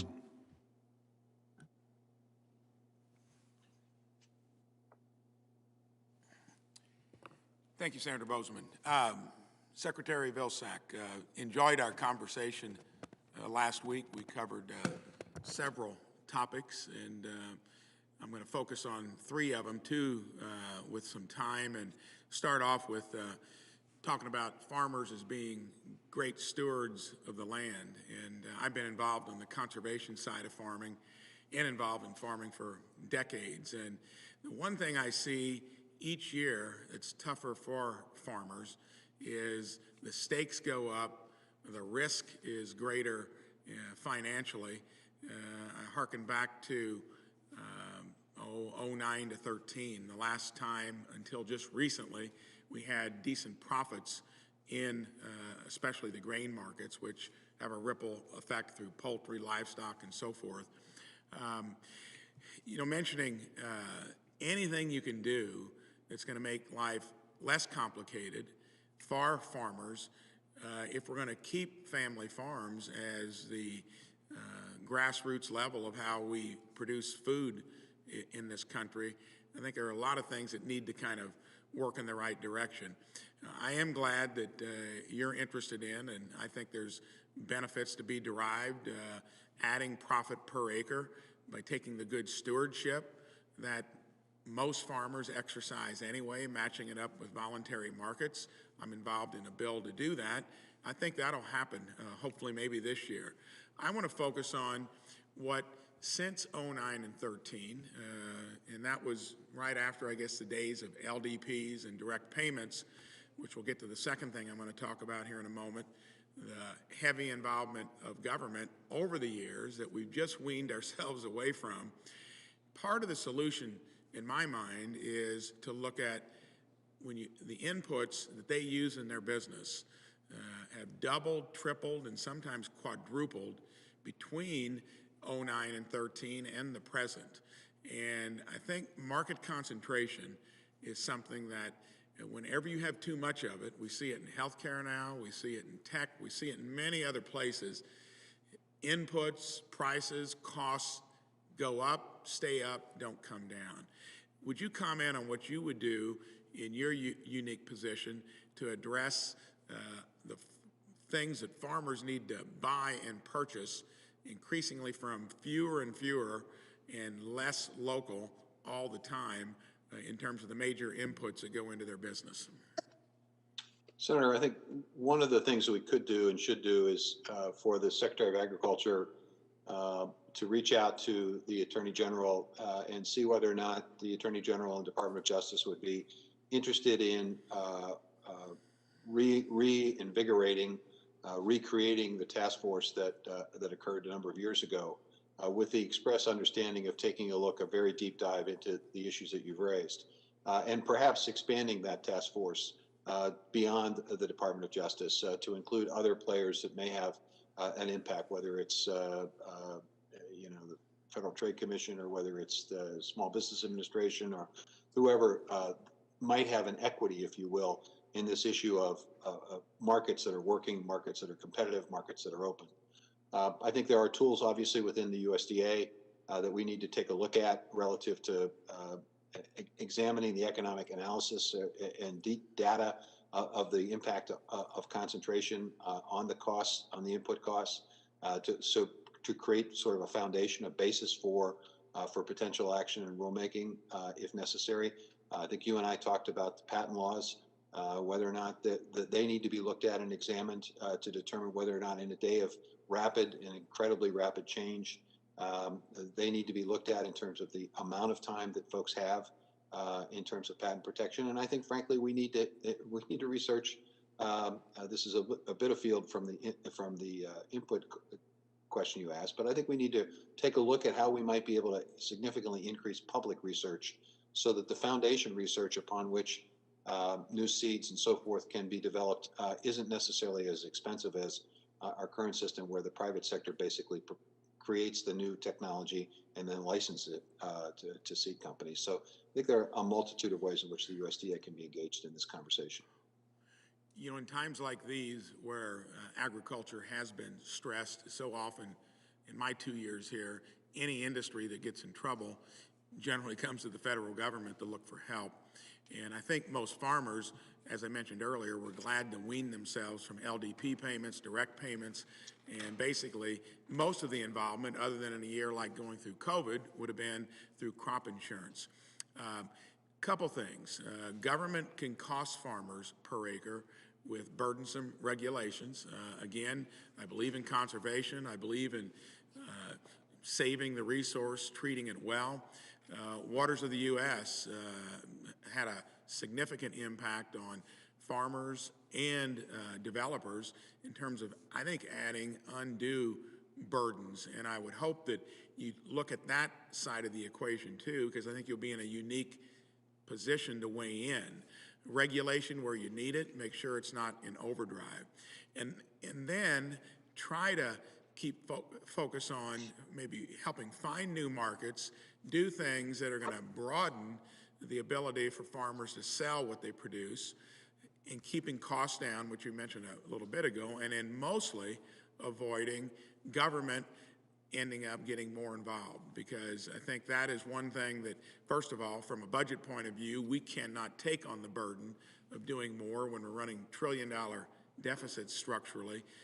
I would just like your comment on how we keep farmers healthy without, reverting to the federal government being more involved in a financial way. Well, I think, in a word, markets. The ability to create more local and regional markets, the ability to create new markets with our emphasis on climate, the ability to expand on our export activities, either by virtue of newer markets or by more competitive opportunities in existing markets. So it starts with markets, Senator. I think that's critically important. And I do believe that we are on the cusp of creating a series of new market opportunities that will provide greater resiliency in the system, that will provide more income opportunities for farmers, that will do right by the environment, and I think will create jobs in rural places. I think we need to seize this moment. If confirmed, I would hope that I could work with you and others in the committee to make that day happen. I think the president's got the right vision of a zero-emission agriculture. I do believe, honestly, that it will create enormous new opportunities and allow that family farm, regardless of size, to stay in business and to be able to pass it on to the next generation, which is what I think most farmers are anxious to do. Thank you. Do look forward to working with you on those three topics and others as well. Thank you. Thank you. Senator Gillibrand. Thank you, Mr. Chairman. Mr. Vilsack, welcome again to this hearing. I consider you a part native New Yorker, having gone to school at Hamilton and Albany Law. And I hope that you will come and visit New York State as Agriculture Secretary again. I think it would be very meaningful to a lot of our producers. One of the issues I want to touch upon is dairy. You know that New York is the #3 producing state for dairy in the country. But during this pandemic, and even over the last 10 years, dairies, especially small family-owned dairies, have continued to dwindle. And we've seen such extreme hardships that we've seen bankruptcies and suicides in the dairy industry. And so it is a vital interest of mine that we talk about how we can reform dairy pricing. You obviously headed a large dairy organization since 2017, and mid and small sized dairy farms will need to know that you will also be able to look out for them. What assurances can you give these dairies, and can you please elaborate specifically on how you intend to help them? Senator, I think first and foremost, we talked a little bit about the local and regional food system. I think there are terrific opportunities for small and mid-sized dairy operations to take advantage of being able to sell locally, to be able to negotiate prices, to be able to also potentially get assistance and help from the USDA to create small processing facilities where they can convert their product into something more value added instead of shipping it to a processing facility where it's value added someplace else. Are examples of that. I think there are ways in which we can provide help and assistance. I think there are ways in which we can encourage from farm to school. Obviously, there are, in addition to fluid milk products, there are other products that could potentially be purchased by a school that's being locally produced and creating more market opportunities. That's one. Two, I think what's interesting, you mentioned the milk marketing system, very complicated, very confusing, very difficult to understand. But one of potentially a number of issues that you could raise about that is that it doesn't take into consideration the value that comes from exports. And more milk is in fact being, if you will, exported in the form of powder and cheese and so forth around the world. 1 out of every 7, 1 out of every 6 tankers of milk actually gets exported. The value of that's not factored into the price that goes to it, and it needs to be. And I think that there are ways in which we can work together to make sure that that process, as it unfolds, provides a better price for the farmers, a fairer price that takes in consideration all that's being currently done with yeah, milk. but I think it also needs to actually take into account the cost of production and what that is regionally, because many times the reimbursement rate is below the cost of production. And different parts of the country have different costs of production. And we don't want agriculture for any one fruit, vegetable, dairy product to be regionalized, because we know that ag should always be looked at in a national security lens. When trace elements of nuclear fallout material was found in dairies in California, that raised huge alarm because of a nuclear fallout incident in Japan. So we want to make sure that we don't lose areas of the country that are committed to production because our formulas don't work for everybody. So I would just urge you to work with me on a really fulsome review of how that milk pricing takes place. The second issue I'd like to talk about is nutrition. Obviously, the pandemic has left millions of families without a source of income, and many have turned to federal programs like WIC and SNAP for the first time, along with pandemic EBT. The USDA has given many flexibilities and waivers to states to operate these programs efficiently through the pandemic, making it easier for Americans to apply for those benefits and getting more families to be able to feed their hungry kids. But clearly much more needs to be done. So I want to show what actions you will take as Secretary to support these programs to further alleviate the strain. And can you speak to the importance of the PEBT program? And do you believe that Congress should permanently authorize this program? Senator, one of the first things we need to be able to do is to provide the resources that you all voted on and provided for states to be distributed. I think it's $100 million of assistance to encourage more help at the state level. A lot of the implementation of these programs occurs at the state level, so I think it's important for us to provide the resources so that the states can do a better job, provide clarity and flexibility so states can do a better job. And I think the Secretary of Agriculture needs to work very, very directly with governors to make sure that it is a priority of every single governor, because frankly, sometimes it's not. Sometimes they leave it up to their human services folks to take care of these programs. They need to be engaged personally to make sure that folks understand it is a priority that these nutrition assistance programs are available to people, they're accessible to people, they're easily qualified for folks, and that the benefits are get to them. Secondly, keep going. Secondly, the reality is we need to figure out ways in which these benefits can be conveniently used, especially in the face of a pandemic. I mean, it's all well and good to give somebody a SNAP card and say, go to your local grocery store and buy more food. That's great, assuming you have a grocery store. But if you don't have a grocery store, then what? And are there ways in which, with the online work of restaurants that are closed, is there a way of incorporating them in an effort to get resources and food?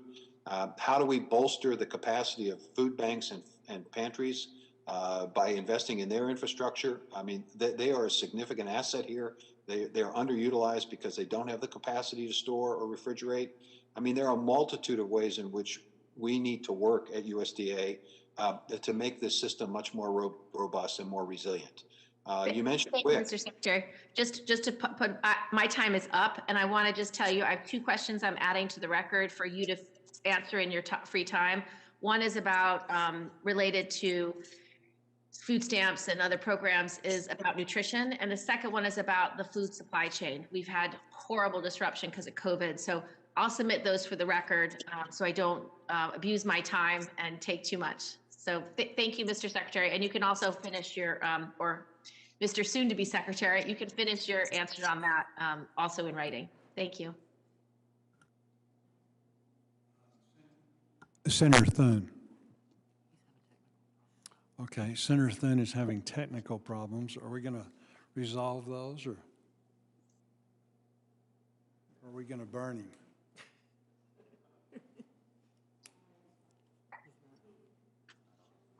Okay, he's not on. I know the Secretary will be glad to take Senator Thune's call if he's got some questions he would like to ask. Senator Vilsack, thank you so much for your willingness to be considered for service to agriculture and rural America as Secretary of Agriculture. This committee has a history of working in a bipartisan fashion while crafting legislation and considering nominations. And in that spirit, Secretary Vilsack has agreed to expedite his responses to committee members' questions for the record. As a result of that, as a result of his cooperation and the Senate's committee, our committee cooperation, as a result, later today we will hold a business meeting in conjunction with floor votes decided off the floor of the Senate. The purpose of the business meeting will be to consider the nomination of Senator Vilsack. Normally that's done 48 hours later, but again, because of the circumstances and because we were able to agree to do that, we're going to do this as quickly as possible. So I'm going to yield to Senator Thune, who has solved his technical problems. You thought you were off the hook, Secretary Vilsack, but you've got one more. Senator Thune.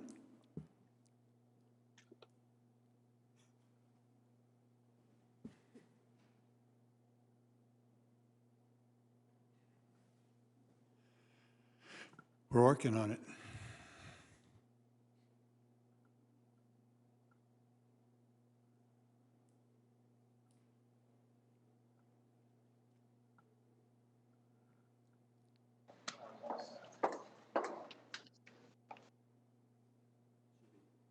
Are you there, Senator Thune?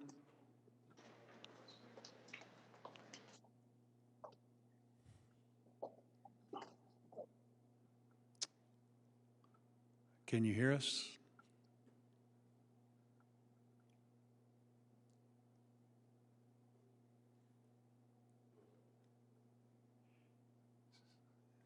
These are the Got in just 1 second. trials and tribulations of COVID times.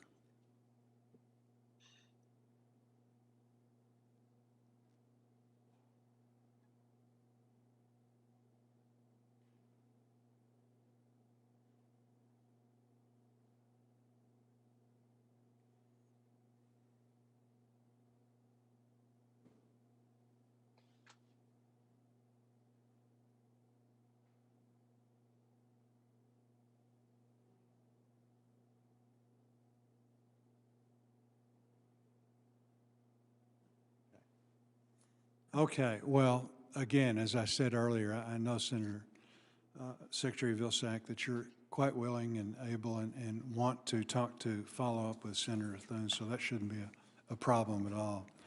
I ask members to submit any additional questions you may have for the record by 5 p.m. today, Tuesday, February 2nd, and the nominee has agreed to respond promptly and completely. In addition, the record will remain open for 5 business days for members to submit a statement or additional materials. Again, thank everybody today for your time today. And Mr. Chairman? yes, Senator Thune. Can I get in very quickly here? No, and ask you a can couple jump in, questions? and then as soon as you're done, we'll just bang the gavel and we'll be out of here. All right, my apologies. I was juggling multiple meetings. We understand. Let me just very quickly, Secretary Vilsack, thank you for your willingness to serve again, and welcome back to Senate Ag Committee. Let me just touch on a couple of things that I've talked to you about already, but that I would like to have you speak to on the record, and some of it's been covered by some of my colleagues, but one of them has to do with volatility in the cattle market and integrity in that market. There's a lot of concerns out there about potential manipulation, market manipulation, lack of competition among meat packers. And as Senator Grassley pointed out, there are 4 packers who have 80% of the processing capacity in the country. I'd like to get your thoughts on, if confirmed, what actions you would take to strengthen the integrity of the cattle market, your views on packers and stockyards, and what ideas you might have to address the consolidation issue. I know I'm getting a lot of questions into one there. And then if you could segue into country of origin labeling, an issue which has already, again, been covered, but one that continues to be an incredibly important issue to many producers in South Dakota.